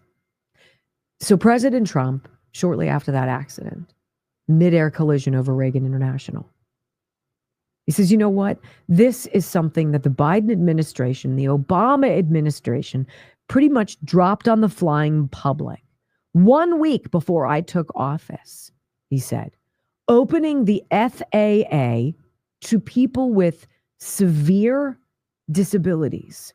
And I want you to hear the president in his own words and then tell me how in the freaking hell this makes sense if you're leaving office as Joe Biden. Listen. Various articles that appeared prior to my entering office, and here's one. The FAA's diversity push includes focus on hiring people with severe intellectual and psychiatric disabilities. That is amazing. And then it says FAA says people with severe disabilities are most underrepresented segment of the workforce, and they want them in, and they can be air traffic controllers. I don't think so. This was in January 14th, so that was a week before I entered office. They put a big push to put diversity into the FAA's program. Then another article, the Federal Aviation Administration, this was before I got to office, recently, second term. The FAA is actively recruiting workers who suffer severe intellectual disabilities, psychiatric problems, and other mental and physical conditions under a diversity and inclusion hiring initiative spelled out on the agency's website. Can you imagine? These are people that are, actually their lives are shortened because of the stress that they have. Brilliant people have to be in those positions, and their lives are actually shortened, very substantially shortened because of the stress, where you have many, many planes coming into one target, and you need a very special talent and a very special genius to be able to do it. I don't understand why they would want to do that. Why would you do that? Why would you put people in already delicate life circumstances in positions to fail? It's like, why would you take America's school kids who cannot read at grade level and let them graduate in high school? How do you do that? You don't care. You don't care. You don't show up. 31% approval for the Democratic Party. This is why. Donald Trump's not making fun of anybody. He's telling you incredulously what the heck has happened. And he continues. He says it gets worse. The more disabled you are, it's like the better your chances of being an air traffic controller. In what universe is this reasonable? Listen. Targeted disabilities are those disabilities that the federal government, as a matter of policy, has identified for special emphasis in recruitment and hiring. The FAA's website states they include hearing, vision, missing extremities, partial paralysis, complete paralysis, epilepsy, severe intellectual disability, psychiatric disability, and dwarfism all qualify for the position of a controller of airplanes pouring into our country, pouring into a little spot, a little dot on the map, a little runway. The initiative is part of the FAA's diversity and inclusion hiring plan. Think of that. The initiative is part of the FAA's diversity and inclusion hiring plan, which says diversity is integral to achieving FAA's mission of ensuring safe and efficient travel. I don't think so. I think it's just the opposite. The FAA website shows that the agency's guidance on diversity hiring were last updated on March 23rd of 22. They wanted to make it even more so. And then I came in, and I assume maybe this is the reason. The FAA, which is overseen by Secretary Pete Buttigieg, a real winner. That guy's a real winner. Do you know how badly everything's run since he's run the Department of Transportation? Then it's a group within the FAA, another story, determined that the workforce was too white, that they had concerted efforts to get the administration to change that and to change it immediately. This was in the Obama administration just prior to my getting there. He talked about Pete Buttigieg. Pete Buttigieg was a box-checking hire. He wasn't some guy with some intrinsic knowledge of structural engineering, of transportation, of aviation, of anything involving America's rail system. And it took him 3 weeks to show up to East Palestine, freaking Ohio, looking like he had some freaking Halloween costume like Bob the Builder, glasses and a stupid hat, offering zero. Showing up and faking it is worse than just ignoring it. Here's Pete Buttigieg. Here he is in 2023 in March when they knew the issues with aviation air traffic controlling, near misses, near collisions was cataclysmic. Have you heard about it since then? I haven't. Listen. How concerned are you? I'm very concerned. We watch these things very closely. If you look at the last decade or so, you would see between 10 and 20 times a year typically that this would happen. This year, we're on track to have more than 20, and even one is one that I would not like to see happen. What did you do about it, Pete? Where did you go? What did you do? You guys dropped some garbage diversity crap on the hiring protocol for the FAA. Is that what your move was, Pete? Because this is why Democrats in growing numbers are approving of the job Donald Trump and the people in his cabinet are doing, because they're doing it. Here's Donald Trump yesterday signing an executive order unwinding the Barack Obama, Joe Biden nonsense that puts everybody who steps on an airplane in danger. Listen. Second, for your signature, we have a presidential memorandum titled Immediate Assessment of Aviation Safety. In light of the damage done to aviation safety by the Biden administration's DEI and woke policies, what this presidential memorandum orders is for your Secretary of Transportation and FAA administrator, in this case, acting FAA administrator, to basically ensure that we are actively undoing all of that damage, that we are assessing how much damage was done, and that we're ensuring that people hired within the FAA, in keeping with your memorandum of January 21st, are only the most outstanding, capable people for the jobs that they're being hired into. In other words, competence. Yes, sir. Elevating competence over everything else instead of the DEI policies that were pursued by the Biden administration. I think everyone understands that. And Obama. Yes. Both of them. Okay, but Biden much worse. Not even a contest. What they've done is just crazy in so many other ways. Donald Trump in real time, every single day, with every single signature, every single email sent to your inbox, every single moment of transparency is unwinding the crazy that 77 million Americans begged him to unwind. And the frantic crybaby antics in Senate chambers where they're hearing from these nominees shows you exactly what's on the line. Whose America do you want? Theirs or his? When we come back on the Wendy Bell radio program, Robert F. Kennedy Jr., I missed this during his hearings. He lights up Bernie Sanders. Oh my heavens. Worth everything for you to stay tuned for this story next on the Wendy Bell Radio Network.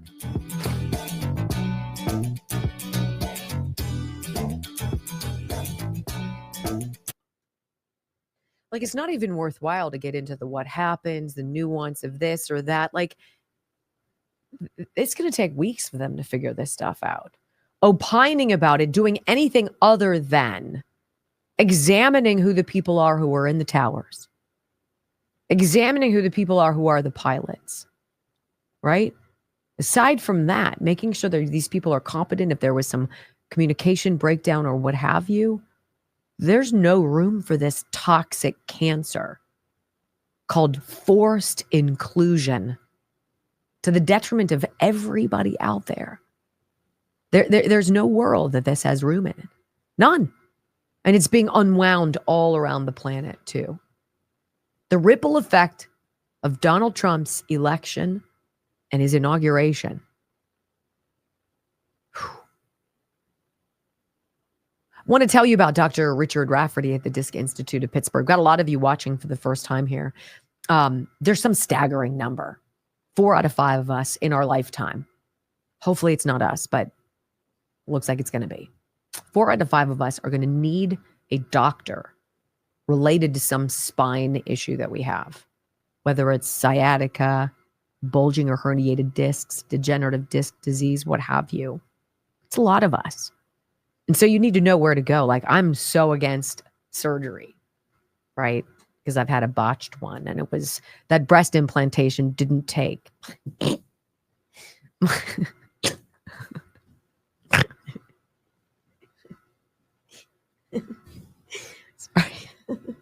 Wow. My toe is jacked, and I wish I could take it back. So if you have a bulging or herniated disc in your back, the Disc Institute of Pittsburgh can help you grow it back. It's amazing. Human body. Amazing. It's called intradisc neutrosis. It's wildly safe. Super effective. 98%. Like, what? And he's done this thousands of times. This is Dr. Richard Rafferty's wheelhouse. PittsburghDiscInstitute.com. PittsburghDiscInstitute.com.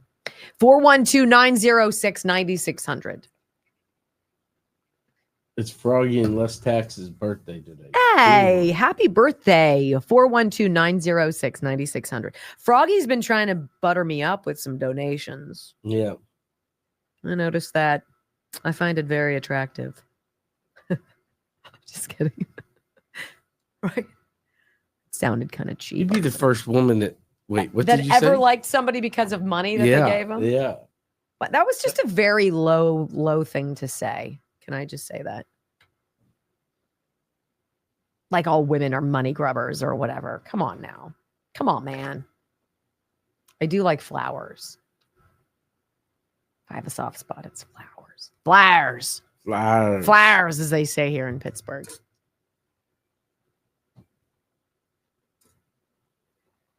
Fast or slow?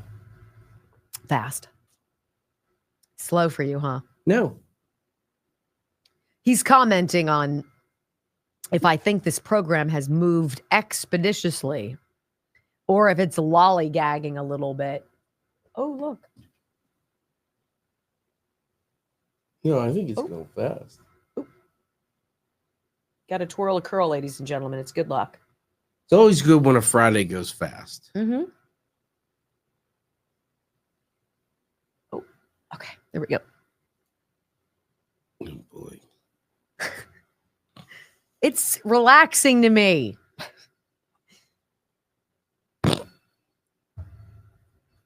You know, get your money back on that one. That was unnecessary. See what I go through?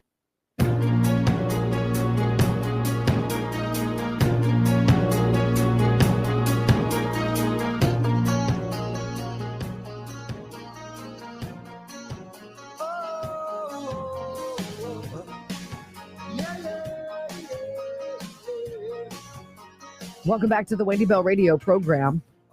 It is this golden age of enlightenment. I really want to know what Donald Trump says, what he means when he says golden age, right? Because in my mind, I run wild. I have all sorts of various scenarios running around my brain, but one of them is this idea of actual knowledge, this enlightenment, this idea that there are not secrets, that we should be privy to the information that's been withheld from us, that we should all be aware of how horrendously these people have lied to us, how they've manipulated us, how they've cheated us, stolen from us,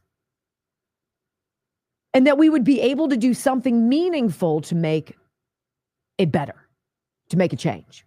Personally, aside from term limits, I don't think donations, political donations, should be allowed. I don't think these political action committees, I don't think these donors, I don't think these lobbyists, I don't think big oil, big tobacco, big pharma, big flipping anybody should be able to get in bed with somebody we elected to manipulate their vote so as to get something that they want. Because the big loser is you. The big loser is me. That's unacceptable. So when RFK Jr., again, personally selected by Donald Trump to do something very specific, make America healthy again, end the grift, get these things that are hurting our children and our food supply out of here. It's exhilarating to me. Bobby Kennedy knows where the bodies are, and he knows the dollars and cents. He knows it well because he's litigated it. Here he is in the hot seat, Senator Bernie Sanders, who just looks like a lunatic. Guy looks like he's crazy, right? I'd like to know all about his 4 homes that he has and his millions of dollars. Here he is basically calling out Bernie Sanders for being purchased by Big Pharma. Bernie says this is about Big Pharma cashing in corruption, going deep, Bernie. This is what he says. Corruption runs deep, Bernie. Look in the mirror. Listen. I'm going to make America healthier than other countries in the world right now. Will you guarantee do what every other major country does? That's a simple question. And by the way, Bernie, the problem of corruption is not just in the federal agencies, it's in Congress too.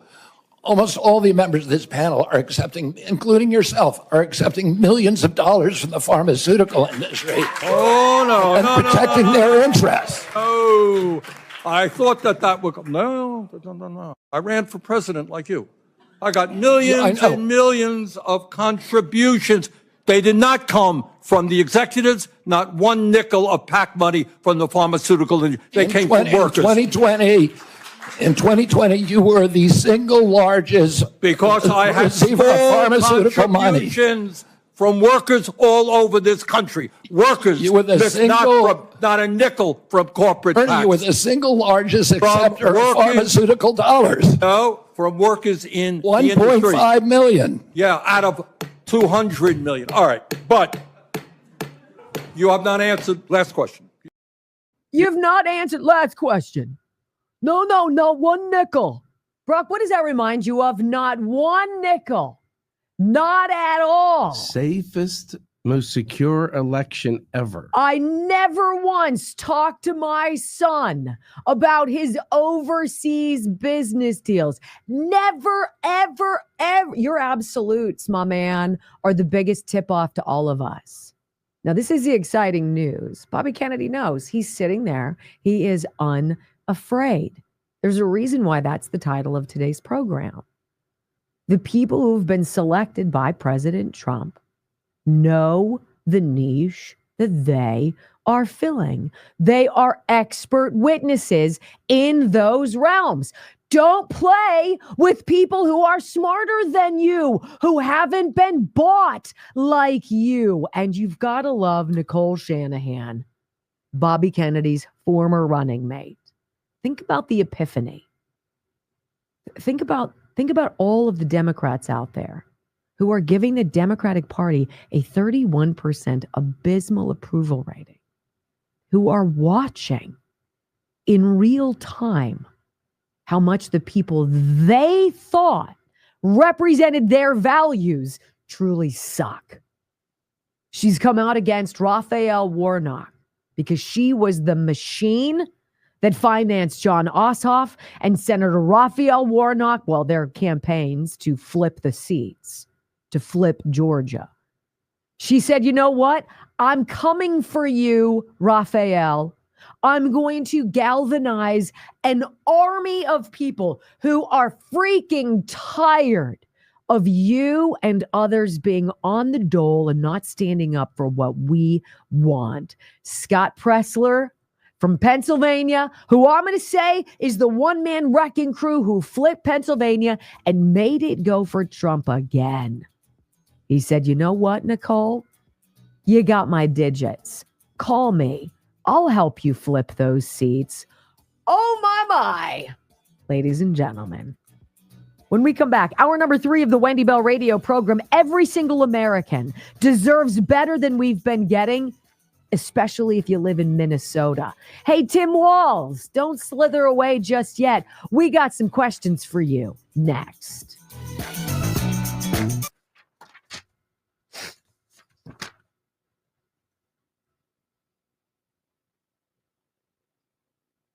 I'm not a big watch a video and at the end get some like, aha, now how much would you pay? But wait, don't answer. This knife will cut through this, tree limb and slice through this tomato just like this. Now how much would you pay? Right? They're so cheesy. It's so bad. thehealthyfat.com/Wendy is actually a really interesting video. It's Dr. Stephen Gundry, pediatric heart surgeon, super bright guy. It's Dr. Gundry talking about things that you do without even thinking that absolutely derail your body's ability to drop the significant weight that you want. And he likens it to having like a reservoir that is protected of calories. And it's like, no matter what you do, no matter how you starve yourself, no matter how many lunges you do or crunches, right? No matter how many steps you get in, you cannot drop the weight. And he's like, well, you know what? You can. There's a switch that you can flip. And he himself did exactly that. And he lost 70 pounds. It's pretty impressive. By the way, that's 3 times he's peed and I haven't. Thank you. thehealthyfat.com/Wendy. So there's a video and I like this video because it's super educational and he tells you in his research, this is what we discovered. This is what we created in a drink mix. You take a scoop and you can drink it twice a day. This is what it looks like. MCT Wellness, right?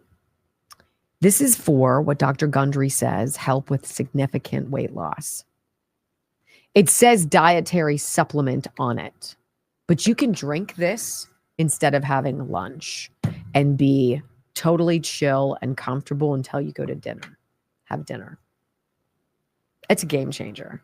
I'll tell you, it does crush your appetite, but it's also got a bunch of things in it that you need, natural products that you need. Dr. Gundry lost 70 pounds drinking this. MCT Wellness is the company. It's really cool. thehealthyfat.com/Wendy. thehealthyfat.com/Wendy.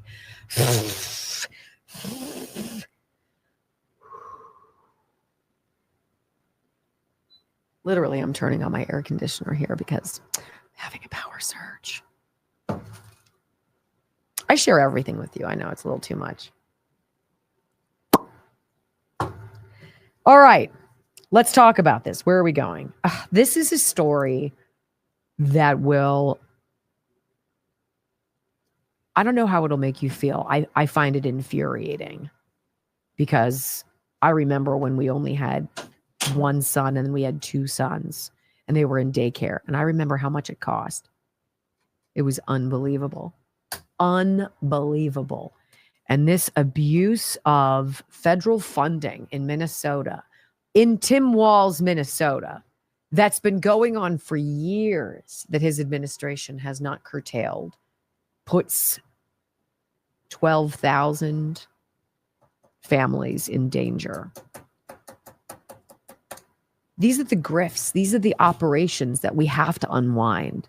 This is the stuff that reporters have to uncover, that DOJ has to defund, that all of these cabinet members that are being approved need to help shrink the absolute grotesque abuse of your wallet. That's my story. This is time for Brock to say something nice about me. How you doing, Brock? Still have almost 15,000 watching. Hey. Duh. Right? I mean, once you get sucked in by me. So you might as well beat them over the head. Let's get some 371. We're getting there. Can we get some rumbles? Can we hit 4,000 rumbles? So you're not new. I mean, maybe you're new to me, but you know how to rumble. It's that thumbs up. There's the thumbs up and the thumbs down, and you click it. You make me happy, especially when I hit my elbow yet again on my stupid chair. Again? You haven't been complaining about it. It hurts. Well, Brock it does doesn't- not need purple hair. Brock had pink hair one time. Yes, we were raising money for literacy. We raised $10,000. $5,000. We raised 10 for the dog. Oh, okay. We're such good people. Look at that, $1. Less taxes. How you doing? Slathering on the butter? Wendy, keep up the fantastic work you do. What? Slathering on the butter. Uh-huh. Less taxes wants me to slather up in butter. I'm sorry. Is that not what you said?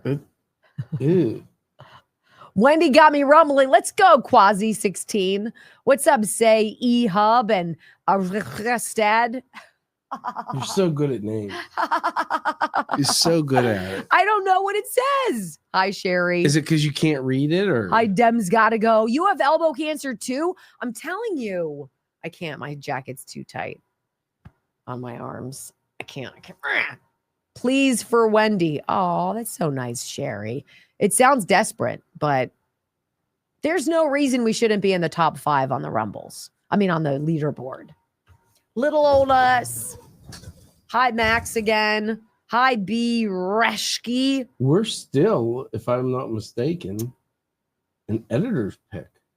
How you doing? Yeah. No, they just took us off. Oh, Brock, way to botch it. I have no control over it. It's just Brock and me. And this is what we do every single day. We give you conservative, common sense viewpoints and news. And I get a little fussy along the way. And I'm unapologetic. A little. You guys should see her at 4:30. She can get real. You were a little fussy this morning. I'm very frustrated by the slow walk on the left. I want our country to be fixed so that everybody gets what they want. Everybody is prosperous. I'm playing this for the next story. I don't know what it is. I know. Wow. 5, 4, 3, 2, 1. Wendy Bell. Inspiring solutions to save America, one show at a time. Are you ready to get on board? Who can take your money? With a twinkle in their eye. Take it all away and give it to some other guy. The government. The government can. And the government can, because they mix it up with lies and make it all taste good. The government takes everything we make to pay for all of their solutions, like healthcare, climate change, pollution. Just throw away the Constitution. I wrote that, thank you. Who can give a bailout? Tell us to behave. And make the founding fathers roll over in their grave. I don't care if you hate me, I'm going to sing it anyway. Oh, the government can. 3 hours of bold truth and excellence. You've just signed up for the WBR Army. Welcome aboard. This is the Wendy Bell radio program.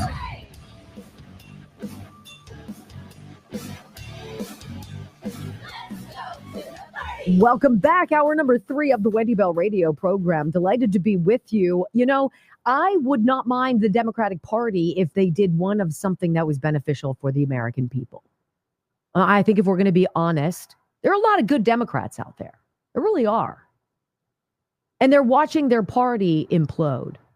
And their party is imploding on overdrive because they don't care. They don't care to pay attention to what you think. They're not paying attention to what's going on in our streets. They used to say from Wall Street to Main Street. That was one of Barack Obama's saying. From Wall Street to Main Street. We're going to make things fair. No, you're not. You're all about empty platitudes. You're all about these big programs. It's the bells and whistles. Jazz hands, right? And then when nobody's paying attention and the cameras go away, you just bone everybody every which way you can and God bless America. When it happens to our children, that's enough. You don't have to be a mom or a dad to feel protective of children. And this story that blew up, this reporter who's blowing up out of Minnesota in Tim Wall's backyard, he's in Minneapolis. He's exposing this horrendous grift that puts children in danger. The whole transgender thing kind of comes into play for me here. Then no wonder.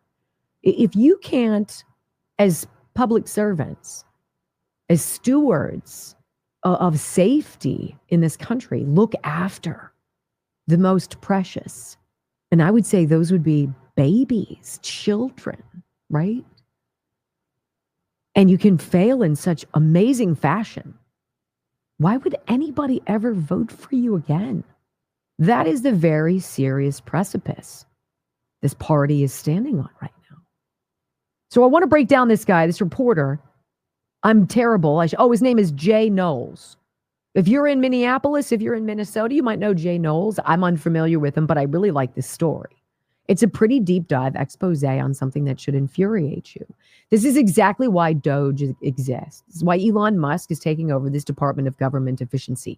If you haven't followed them yet, at Doge on X, please do so, because they're sending out stuff every single day, putting up, just saved another $4 million here, just saved another $7 million here. This is one of those things. This is a major multi-million-dollar potential cost savings if we're being real. In this article, in this story, this is a Minneapolis investigation into daycares receiving millions of dollars, federal money, your money, despite having dozens of violations reported against them. I'm talking safety violations that would make your face melt off. And he talks about this program. It's called CCAP. It's a $34 million program that receives federal funding that benefits 12,000 low-income families in Minnesota. And this reporter, Jay Knowles, started investigating the daycares receiving the most money, and he found that some of them have absolutely no kids at them. So he went to go figure out the answers, and what he found was astonishing. Listen to this report. It's number one. I started by visiting Quality Learning Center Daycare. So it is that 14B, which sits right in the heart of downtown Minneapolis. Between 2019 and 2023, the Minnesota Department of Human Services found 95 violations at this location. They range from failure to keep hazardous items away from children to no records for 16 children, which include things like immunizations, emergency contacts, and medical needs. So state investigators placed Quality Learning Center on a conditional license in 2022. I went to the daycare's location several times, and only once did I see people there. Oh, that's your daycare. But I did not see any children. So there are 80 kids in there? No. After school? Okay, gotcha. All right, thank you. DHS declined an interview, but in a statement acknowledged Quality Learning Center was put on a conditional license because of its poor safety record. But it still received nearly $8 million in taxpayers' money since 2019. So they know that there's a serious problem. They still give them $7-8 million. That's the beginning, right? When you're thinking about 12,000 low-income families, a lot of these low-income families are going to be Black families. They're going to be Hispanic families. They're going to be families who, I don't know, our FAA seems under Joe Biden and Barack Obama more interested in bringing in people who check their boxes to be air traffic controllers than they are worried about protecting the children of these same families from predators in daycares, from dangerous materials within reach, all sorts of crazy violations that put low-income families' children in danger. Why is nobody talking about that? Audio soundbite number 2, he goes to another facility that has no windows. Do you guys really think children should be kept in facilities covered with, I don't know, spray paint and graffiti that have no windows? What's going on, Minnesota? Listen. I also went to yet another facility, the Minnesota Child Care Center in this South Minneapolis building. I found it at the end of this small hallway with a steel door, no windows, and no visible security cameras. That's the sign for the place. State records show between 2021 and 2023, the daycare had 36 violations, some of them serious. They failed to request initial background checks on 6 staff in 2023 and failed to request repeat background checks on 8 staff in 2024. Ultimately, the state would accept corrective documentation on these violations. Wasn't anybody here last time either. I visited several times, and each time, no apparent sign of any workers. And each time, no apparent sign of any children. Was anybody there? Since 2018, Minnesota Child Care Center, however, received $11.5 million in CCAP money. No background checks on the people. Does this make you feel very confident about what was going on at the border? Do you guys now understand why, under the Democratic Party, almost 400,000 unaccompanied migrant children went missing in our country? To be what? Sex slaves, slave workers. This is the party that allowed that to happen. This is the party that had no answers. I don't know. I don't know where they are. Are you kidding me? This is your party of feelings, of empathy, of equality, of opportunity, of justice, don't you know? Until you start looking into what they really do and you realize it's all a giant grift. How are you getting 10, 12, 15 million dollars when you don't have any children? And finally, this reporter, Jay Knowles, takes his findings to people who might be able to help. Department of Human Services. Why are these facilities with so many violations receiving so much money? Seems like a logical question. Here is your answer. I asked DHS why daycare centers could still receive millions of dollars with questionable safety records over multiple years.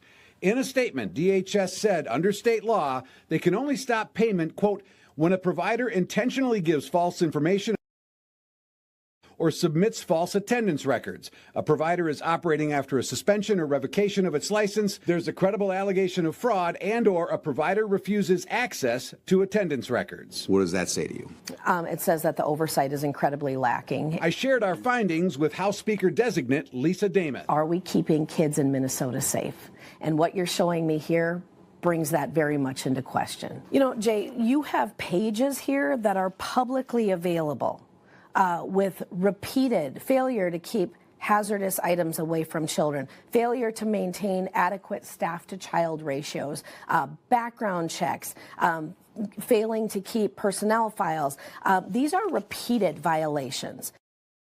Repeated violations that are public record that have been brought to the attention of Tim Walz and his leadership in that state. Nothing changes. The grift continues. Look, it's one thing when it's the Biden crime family syndicate, as mind-bending as it is, that we had a president as corrupt as Joe Biden, whose family we know because we've seen the documents, got rich by selling access to Joe Biden's various offices to foreign governments.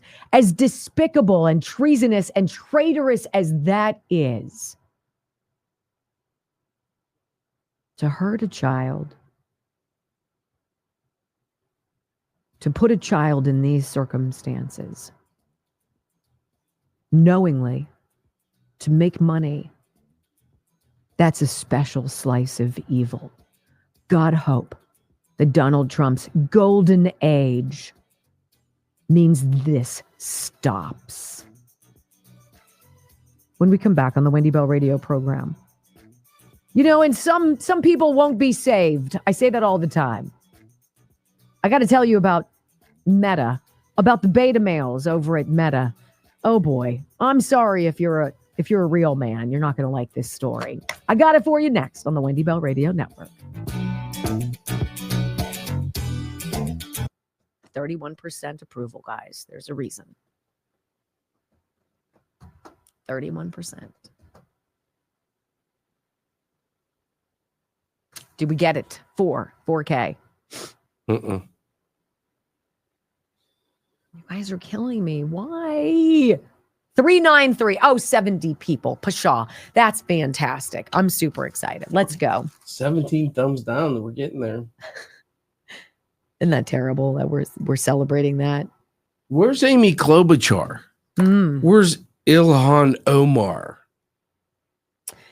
They're too busy doing other things. All right. I want you to think about the smelliest place in your house. See, my kids all have their own drawers, shoe drawers in the breezeway of our house. That and their soccer bag. It's so gross. It's so gross. I'm like, why? Why don't you just take it out and wash everything? Think about the grossest place, smelliest place. If you have a baby, you have a diaper genie, the thing that you push the dirty diapers in and twist them so it's like some link sausage of poo, smells awful. Spray this around it. You can't smell a daggone thing. You have stinky pets, smelly areas with your animals. Put Sniper on it. By the way, it kills bacteria. It kills COVID, MRSA, parvovirus, fungal infections.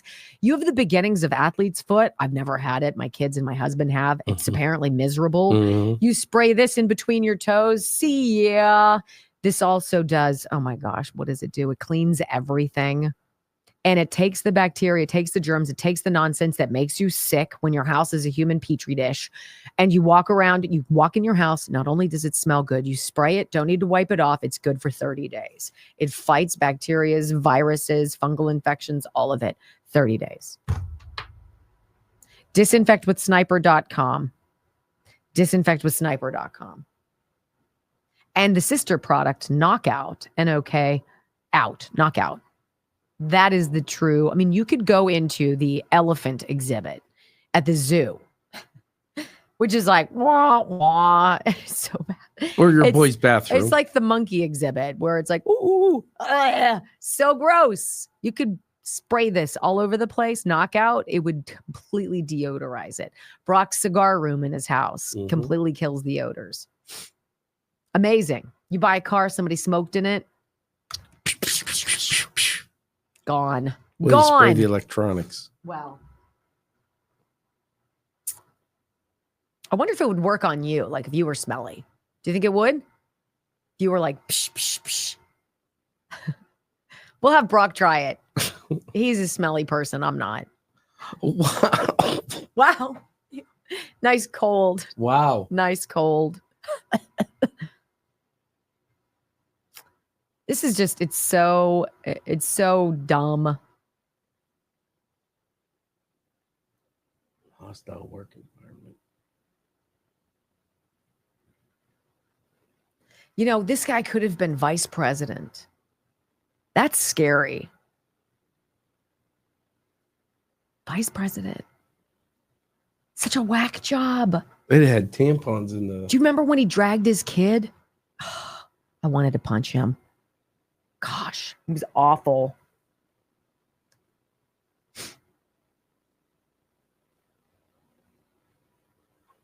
So quiet. He needs hit in the face with a bag of Durbans. Big bag. So bad. Big bag of Durbans. Nice cough. It sounds great.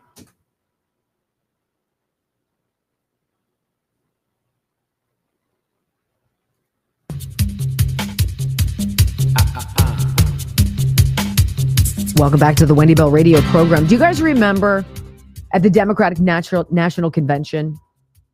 It was in Chicago, I think. And they had that one moment, like Solid Gold. You guys remember Solid Gold? The dancers would come out, like the last song, they'd drop all these balloons and they'd strike this pose. Out come Kamala Harris and Tim Walz, right? Some stupid song and balloons. And here's Tim holding the hand of his son, who I guess is autistic or on the spectrum in some capacity, and special needs in some way. I don't remember the whole story. But he yanked on his arm and everybody was like, oh my, what was that? Not a good look. Does it surprise me that daycare facilities, 62 child care centers in Minnesota under Tim Walz, this dude could have been vice president of the United States. 62 child care centers in his state. are under investigation, have been under investigation. And despite that, they still receive tens of millions of dollars in our money. 56 cases of child endangerment. Some centers investigated had 0 kids enrolled in them, but still got millions of dollars. Officials flagged it 2 years ago. Tim Walz's office, anybody under his purview, did 0. Nothing. See, we want progress. That's the sound of progress. Let's get our country back. See, it's funny too. Mark Zuckerbucks, he's kissing Donald Trump's ring at Mar-a-Lago, settling out of court, giving him $25 million, $22 million of which is going to go to his presidential library. That is just the greatest thing. They should sell bricks outside so liberals can at least, right, get their name outside of it. Do something. Zuckerbucks said, you know what? We want to work with you. No duh. This whole diversity, equity, inclusion thing isn't working. America is done with it. We're moving on. Your platform sucks. You deplatformed him during January 6th. You kneecapped the guy. He sued the liver out of you. You had to be found guilty with malice. You would have to be found guilty. You know you would be found guilty, so you settled. Don't do it. We'll give you $25,000. Paramount's doing this right now with 60 Minutes, right? Well, in today's Some People Won't Be Saved files, Meta beta males, they're protesting the removal of the tampon machines in their bathrooms at Facebook. Is that possible? Do you guys hear what I'm saying? We've got planes crashing in midair, right? We've got FAA hiring practices where you could be a dwarf, you could have epilepsy, you could be missing limbs, you could be totally paralyzed and still be considered a job as an air traffic controller. And despite all of this, we've got problems with jihadists who want to kill us. They are in this country through our open border. Thanks, Joe and Barack. And we've got guys at Facebook, at Meta, who are super upset that they've rolled back their DEI stuff and took the tampon machines out of the men's room. What? Yeah. Mark Zuckerberg removed the tampons from Meta's male bathrooms, so the employees are bringing their own. Can we have a chief psychiatrist? Can there be somebody in the cabinet, in a cabinet level position, that talks about the mental illness in this country, that it's propagated by the left? Right? I don't see a whole lot of conservatives walking around holding on to tampons who are dudes. This is a complete issue on the left. Don't get it. This is on Gateway Pundit. I want to read you this just so you know what we're dealing with. Mark Zuckerberg's decision to remove tampons from the male bathrooms at Meta has already run into controversy. Following Donald Trump's victory last November, Zuckerberg has gone out of his way to repair relations with Donald Trump, starting with a meeting with him at Mar-a-Lago and $1 million donation to his inaugural fund. Shortly after that meeting, Zuckerberg implemented numerous changes across the company aimed at shedding the company's left-wing image. Well, it's going to be hard to shake there, Mark. This is a stain on your entire profile. Among his various reforms included scrapping all of the DEI crap, firing all of his third-party fact checkers, that's huge, appointing Republicans and Trump supporters to the company board, and eliminating tampons from the men's bathrooms. Wah, wah. Well, according to the New York Times, the tampons, the liners, and the pads reappeared in many of the men's bathrooms at Meta's offices. Can't make it up, guys. Days earlier, Mark Zuckerberg, the chief, had made those changes at his company. The men brought him anyway. To protest Mr. Zuckerberg's actions, some Meta workers soon brought their own tampons, pads, and liners to the restrooms so they could be inclusive. Of what? Men don't menstruate, right? So look, we have two totally different worlds going on here, ladies and gentlemen. We have actual abuse going on at nursing homes. Abuse of standards, of protocol, of safety, of common sense, of reasonability. Children And then we got the dudes over here at Meta, who just in case it's a heavy flow, they're going to bring a Super Plus Tampax. Got it. Donald Trump is the problem. Got it. When we come back, my friends, do not miss Rand Paul. He does not ask RFK Jr. any questions. He absolutely blisters the people on the panel who are grilling him. You got to hear it. It's worth the price of admission. Next on the Wendy Bell Radio Network.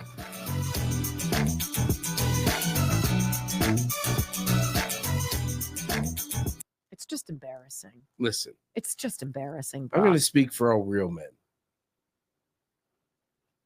The only time you're dealing with tampons, when you're the poor schmuck who has to get them at the grocery store. right? And you stand there like this, and chances are you got a picture that your wife sent you. You're like, because there's like 800 options. I don't know. It's like yogurt. Yeah. Yeah, you're looking at like, can we streamline this? I don't know. Heavy flow. What are you flowing today? Heavy flow, mild flow. It's all kind of a crapshoot. Throw it out there. No. I would be so embarrassed. I would be so embarrassed if I worked at Meta. I'd be like, stop it. Stop it. Oh, they're going to put Republicans on the board. Who cares? Mitt Romney. I don't know. I'm just making it up, but that'd be like somebody who would do it. He is a tampon. Did you? He's a bag of Durbans. Yeah. Did you eat your orange already? I did. Oh. How'd you like it? Well, when you threw them at me.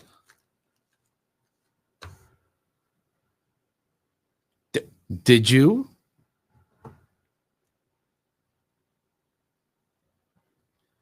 You haven't told the earring story that you promised you were going to tell.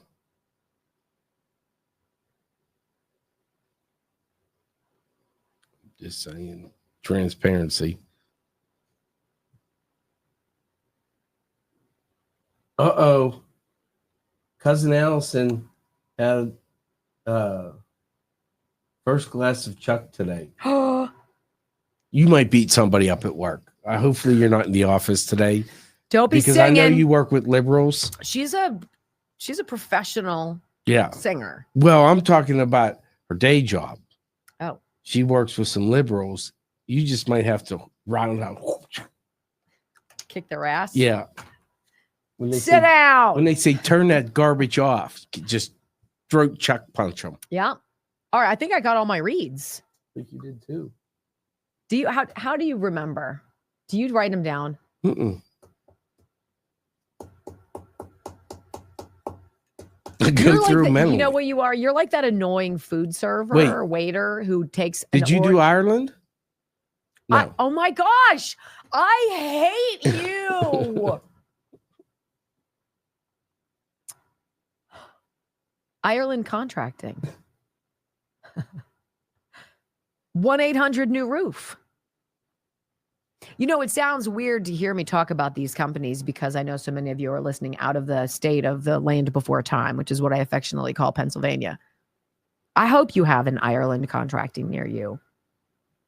I hope you have a company that is owned and operated by a wonderful couple who have invited their family into the business, whose son, Dan Ireland is an electrician who works with them. I hope you have somebody who cares deeply about your community, because that's what the Irelands are all about. It helps that they have wonderful craftsmen who are Amish, who will put on a new roof for you. They'll help put in all house new windows, 36 months is 0% financing. That's crazy. New roofing, new siding, new soffit and fascia, gutters and downspouts, new skylights and sun tunnels, new everything. If it's on the outside of your house, they can zhuzh it up. 1-800-NEW-ROOF. 1-800-NEW-ROOF, IrelandContracting.com. You have to see some of the pictures of their work. It's just put together. Just crisp and neat and appropriate and just, I've never gotten geeked out over shingles, but they do kind of excite me. How you doing? I do save her butt, and she hates me for it. You do. You do. I didn't even. Yes, you're right. That's so annoying. You are that guy at a restaurant who can take 10 people's orders and remember everything. I hate that about you because I don't have it at all. Well, that's the beauty of it. Only one of us needs to be able to do that. I open the refrigerator and I'm like, Kleenex. Why am I here? And I'm cooking. So there's obviously something I need in the refrigerator. Great. Don't call me and ask me what you're old looking timers. I have old timers. Don't call you and what? Don't call me and ask me what you're looking for. Oh. That's funny. You got bone or elbow cancer. You have old timers. A wrinkly face.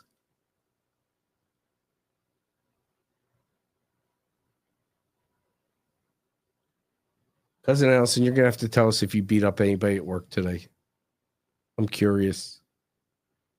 Especially if you go to the bathroom and somebody doesn't wash their hands. Rip the sink off the wall and hit them with it.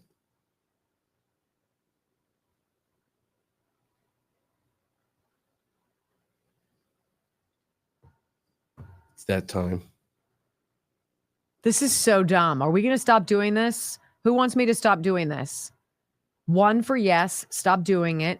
2 for no. Be quiet. We appreciate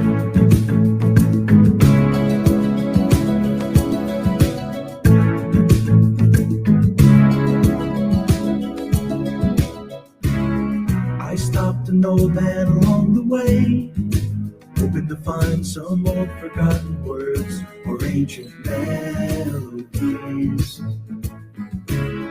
He turned to me as if to say, hurry boy, it's waiting there for you.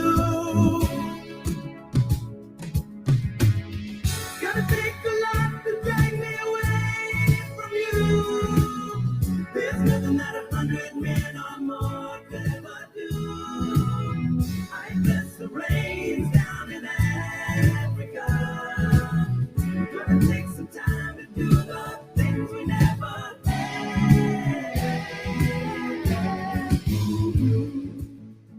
Welcome back to the Wendy Bell radio program. I want to play for you a little RFK Jr. sound first, and then some Rand Paul, who was sitting there, senator from Kentucky, talking to RFK Jr. during his confirmation hearings, because I missed this, and it is so worthwhile. I think it ties up in a bow, kind of my ire for where we are as a country right now. It's like we're sidelined on so many things that aren't relevant. And the things that are relevant, we need to come together and talk about and fix as one people. But gosh, are there some people I don't want to deal with? It's so flippin' complicated, and it shouldn't be. So let's start with this. The woman you're about to hear, her name is Senator Angela Alsobrooks. She's the freshman senator from Maryland. She beat out Larry Hogan to fill Ben Cardin's seat. So she's been in office for a hot second. She's got an opportunity to question RFK Jr., and she's bringing up something that he said regarding how Black people and white people respond differently to vaccinations. Now, this is a pretty interesting commentary. I would want to hear what he has to say. She's not interested in what he has to say. She's interested as a new member of the Senate, Democrat. She's been there for 3 weeks, you guys.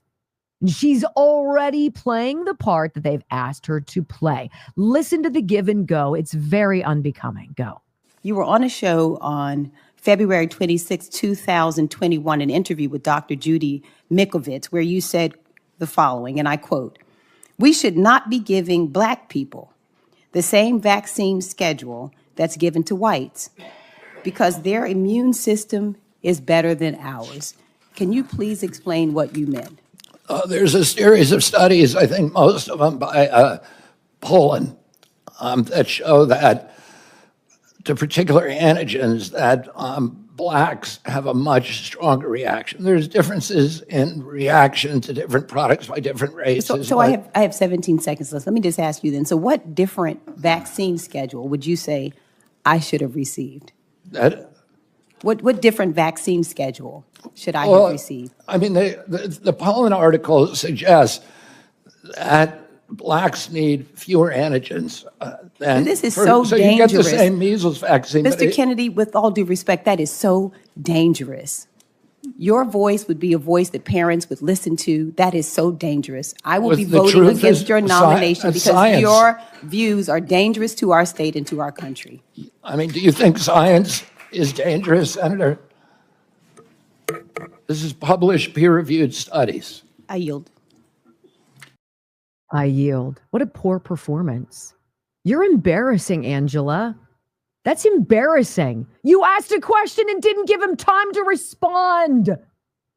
This is why Rand Paul then used his time instead of questioning RFK Jr. about anything. He wanted to make definitive statements to the panel and ostensibly to the entirety of the United States. Listen to what he said. Here's number one. I think the discussion over vaccines is so oversimplified and dumbed down that we never really get to real truths. And it's why people up here are so separated from real people at home.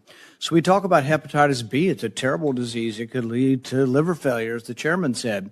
But the reason you have distrust from people at home, why they don't believe anything you say, and they don't believe government at all, is you're telling my kid to take a hepatitis B vaccine when he's 1 day old. You get it through drug use and sexually transmitted. That's how you get hepatitis B. But you're telling me my kid has to take it at 1 day old. You're not. That's not science. And so every person with a bit of common sense, even people who don't resist vaccines, I vaccinated all my kids. I believe vaccines are one of the modern miracles beyond all pale. The Speckled Monster is a great book about the introduction of the smallpox vaccine in 1720 into our country. All miracles.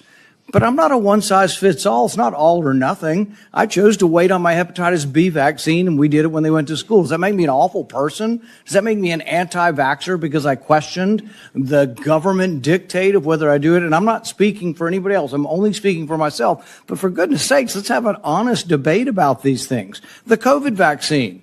If you ask me my opinion, there were reporters run up and down the hall and they say, you still anti-vaccine?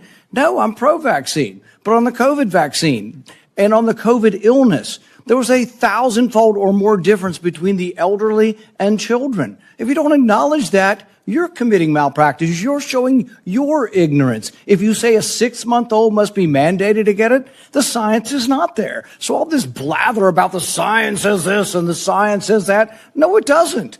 The science actually shows that no healthy child in America died from COVID. Look it up. No healthy child died from COVID. How many times did we tell you that? He's right.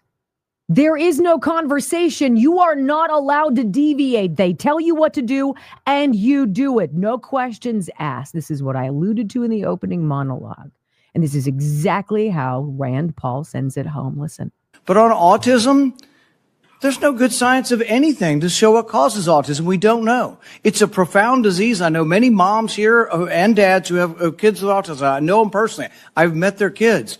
But the thing is they saw their kids developing completely normal, maybe speaking 100 words go to no words at about 15 months of age. Now, there isn't proof. There isn't proof that the vaccines cause it. That's true. There isn't proof that it causes it. But we don't know what causes it yet. So shouldn't we be at least open-minded? We take 72 vaccines. Could it be? I don't know. But we shouldn't just close the door and say we're no longer, because we believe so much in submission, we're not going to have an open mind to study these things. And he brings up something interesting about the aspirin. Remember how older adults were encouraged to take an aspirin every day until all of a sudden the science changed and we realized it really wasn't all that necessary? This is the final point. We were told in the beginning, 20 years ago, they did this enormous study and they said everybody over 50 should take an aspirin. I thought, well, that's a pretty good idea. It makes sense. But you know what? 20 years later, they measured it. And they found if you had no heart disease and you were taking aspirin, your chance of dying from a brain bleed or from a stomach bleed were greater than the risk of heart disease. If you have heart disease, they still say take an aspirin. If you don't, they've changed their mind 20 years later. But would you have all said I was crazy and I should no longer be in public discourse if I had said 20 years ago, I don't feel like taking an aspirin. I ride my bike all the time. I'm afraid I might hit my head. But that's what country's about. It's what dissent is about. So just ask you to look at the larger picture and give the guy a break who says, I just want to follow the science where it leads without presupposition. I think really what we have up here is presupposition. You've already concluded. It's absolute that autism isn't caused by it. We don't know what causes autism, so we should be more humble in what we say. Sorry I didn't get to a question.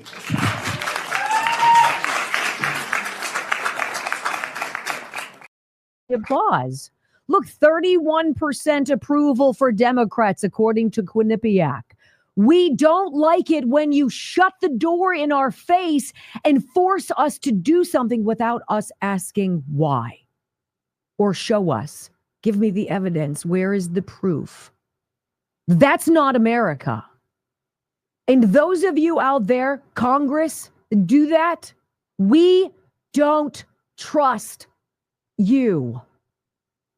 We do, however, need this. I need some good news, baby. Feels like the world's gone crazy. Give me some good news, baby. Give it to me.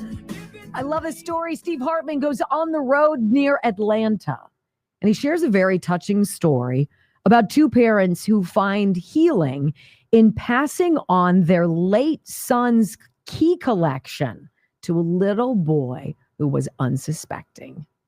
Cheryl Johnson. Can you get the cream? And her TNT sportscaster husband, Ernie. Which one's the cream, Cheryl? Say they've had a blessed life, due in no small part to a decision they made back in 1991. Thank you. That's when the Johnsons adopted this little boy from a Romanian orphanage and brought him home to Atlanta. Michael had Duchenne muscular dystrophy, an incurable disease. He also developed a rare, feverish passion for car keys and key fobs. He would hold them in his lap, and he would just want different ones on different days. And when he got sicker and he got on the ventilator, he even talked about the car that Jesus drives. And if you need to know, Jesus drives a red Silverado. At the age of 33, Michael left in that bright red Chevy, leaving his parents along the side of the road, clutching photos and that extensive collection, which they have cherished. And I know it's not him, but he held them, he loved them. Yeah, because I have to have that memory. Which is why Ernie and Cheryl plan to hold on to that quirky collection forever. Until last month, on the 3rd anniversary of Michael's death, when Cheryl saw a Facebook post. The message was from another mom in the neighborhood looking for car keys and key fobs for her son, who loves to collect. Hi-yo! This is that boy. I'm Cooper. I'm Steve. Nice to meet you. 6-year-old Cooper Kivett has a developmental disorder called Williams syndrome and about a couple dozen key fobs. There's something special to him. Because that's just something you can't go to the store and buy. Parents, John and Brittany, were hoping for 1 or 2 fobs for Cooper's birthday, but that's not what they got. I just couldn't even believe it. Michael's collection that was so near and dear to his parents suddenly didn't feel like it belonged to them at all. I know this is Michael wanting Cooper to have them. Cooper? How about that? Whoa. There's no right way to mourn a child. Wow. But for the Johnsons, giving to others Wow. is key. Steve Hartman. Thank you so much. On the road, near Atlanta. It's just so stupid in how easy it is. It's not complicated. And that's all I say on this program. It's basic stuff. And America is hungry for that. When we come back on the Wendy Bell Radio program, buckle up. It's Bad Joke Friday. Next.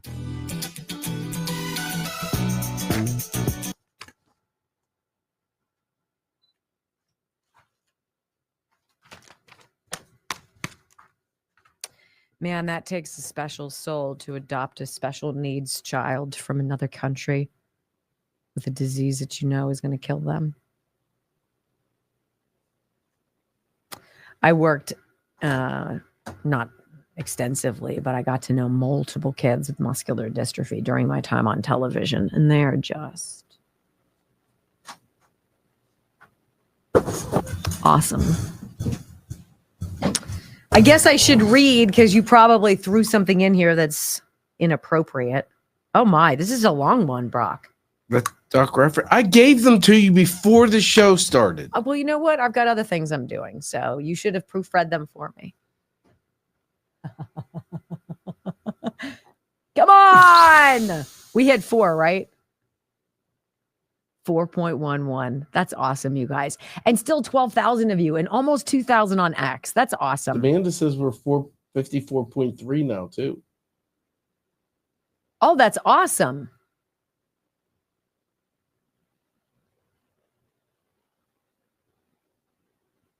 Hmm.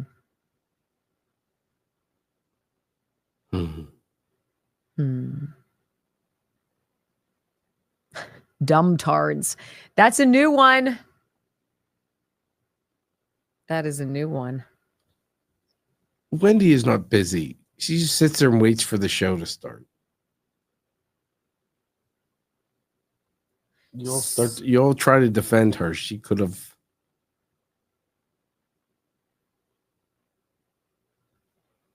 My dad is here. He's visiting for a few days, and he brought a ring of my mom's. Which stone is it?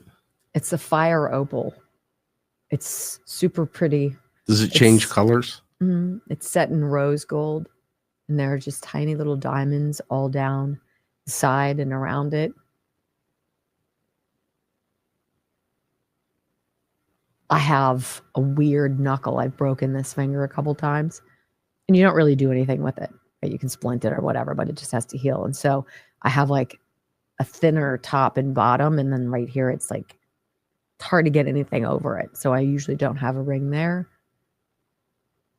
So he takes out this little envelope, like this little padded quilted zipper jewelry envelope, and it was in it, and I was like,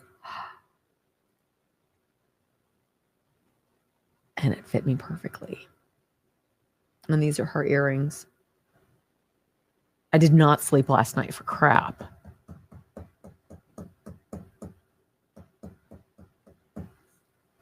So stupid.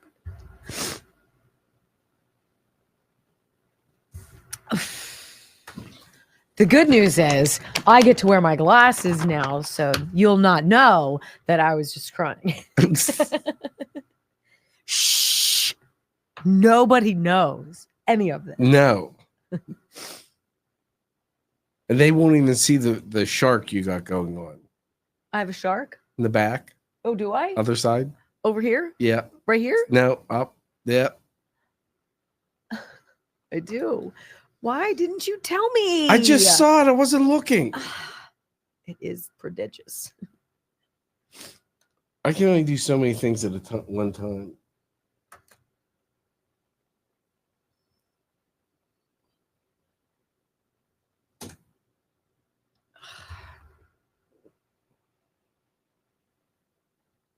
All right, I should proofread this.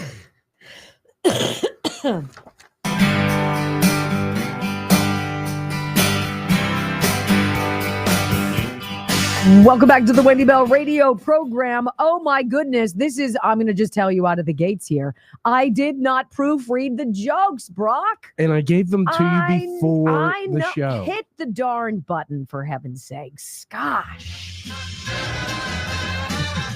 Ladies and gentlemen, I just flew in from New York, and boy, my arm's tired. I'm joking, of course. Anywho, welcome to the Comedy Club. Won't you give it up to Wendy and Brock for Bad Joke Friday? Well. This is obviously Dr. Richard Rafferty from the Disc Institute of Pittsburgh's joke. Here it goes. Now, I told you I haven't read these, so I beg your pardon. An old farmer had a wife who nagged him all the time. She would complain, she would gripe, always from sun up to sundown. The only time he got away from her is when he was out in the fields plowing with his old mule. He was out one day plowing, trying to enjoy his work. His wife wanted to come and meet him for lunch. So the two of them sat under a tree and started eating their lunch, and his wife started in. Nag, nag, nag, complain, complain, complain. Well, the old mule suddenly spun around and kicked her in the back of the head with both feet, killing her immediately. Oh no. At the funeral, the preacher was watching all the mourners come by and talk to the old man. When a woman mourner would come by, he would see the old man nod his head yes. When a man mourner came by, he would shake his head no. So after the service, the preacher walked up to the old man and said, if you don't mind me asking, and notice every time a woman would come by and speak to you, you would shake your head yes, and every time it was a man, you would shake your head no. Well, the old farmer said, yeah, that's right. Every time the women would come by, they would talk about how nice my wife looked in her dress, and I'd agree with them. The preacher said, well, what about the men? He said, well, they would come by and ask if the old mule was for sale, and I would have to tell them no. That's a long message to say that you don't like your wife. Wow. Gosh. What did one toilet say to the other toilet? Oh. What's the matter with you? You look flushed. Wow. Was that a Bobby joke? That was Kate. That was bad. What do you get when you cross an angry sheep and an angry cow? You get two animals in a bad mood. Yeah. Why do elephants never use computers? Why? Because they're afraid of the mouse? I lost my girlfriend because I'm a compulsive gambler. All I can think now is how to win her back. I couldn't find my ice scraper this morning. Aw. I had to use a discount card. It was terrible. I only got 10% off. Oh my gosh. Who thinks of these? Do you know the difference between wallpaper and toilet paper? No. It says gross. I don't know what that means. Oh, because they're saying I don't know, and you're like, ooh, gross. Okay. That was stupid. Thank you for explaining it to me, though. Well, apparently I had to. I saw an ad in a shop window that said TV, $5, volume stuck on full. I thought to myself, can't turn that down. Oh my gosh. Why does Arnold Schwarzenegger favor Saturday and Sunday? I don't even know how to say this because dues are the days are the weekdays. What? The weekday? What does that mean? Brock, this is why I'll try this one. I only seem to get sick on weekdays. I must have a weekend immune system. Weekend. A husband died. A few years later, the wife died. As she goes to heaven, she saw her husband and ran up to him with tears in her eyes. Darling, oh, how I've missed you. The husband extends his arm, stopping her from embracing him and says, stop it right there, woman. The contract was until death do we part. Stop right there, woman. My hotel tried to charge me $10 extra for air conditioning. That wasn't cool. That's so stupid. A man received a text from his neighbor that read, I'm so sorry, Bob. I've been helping myself to your wife day and night. Oh, my. When you're not around, even more than you. I don't get it at home, but that's no excuse. I can no longer live with the guilt, and I hope you will accept my sincerest apologies. With my promise, it will never happen again. Wow. Bob, in complete shock, didn't know what to do. Right. A minute later, another text came in. Damn spell check. I meant Wi-Fi.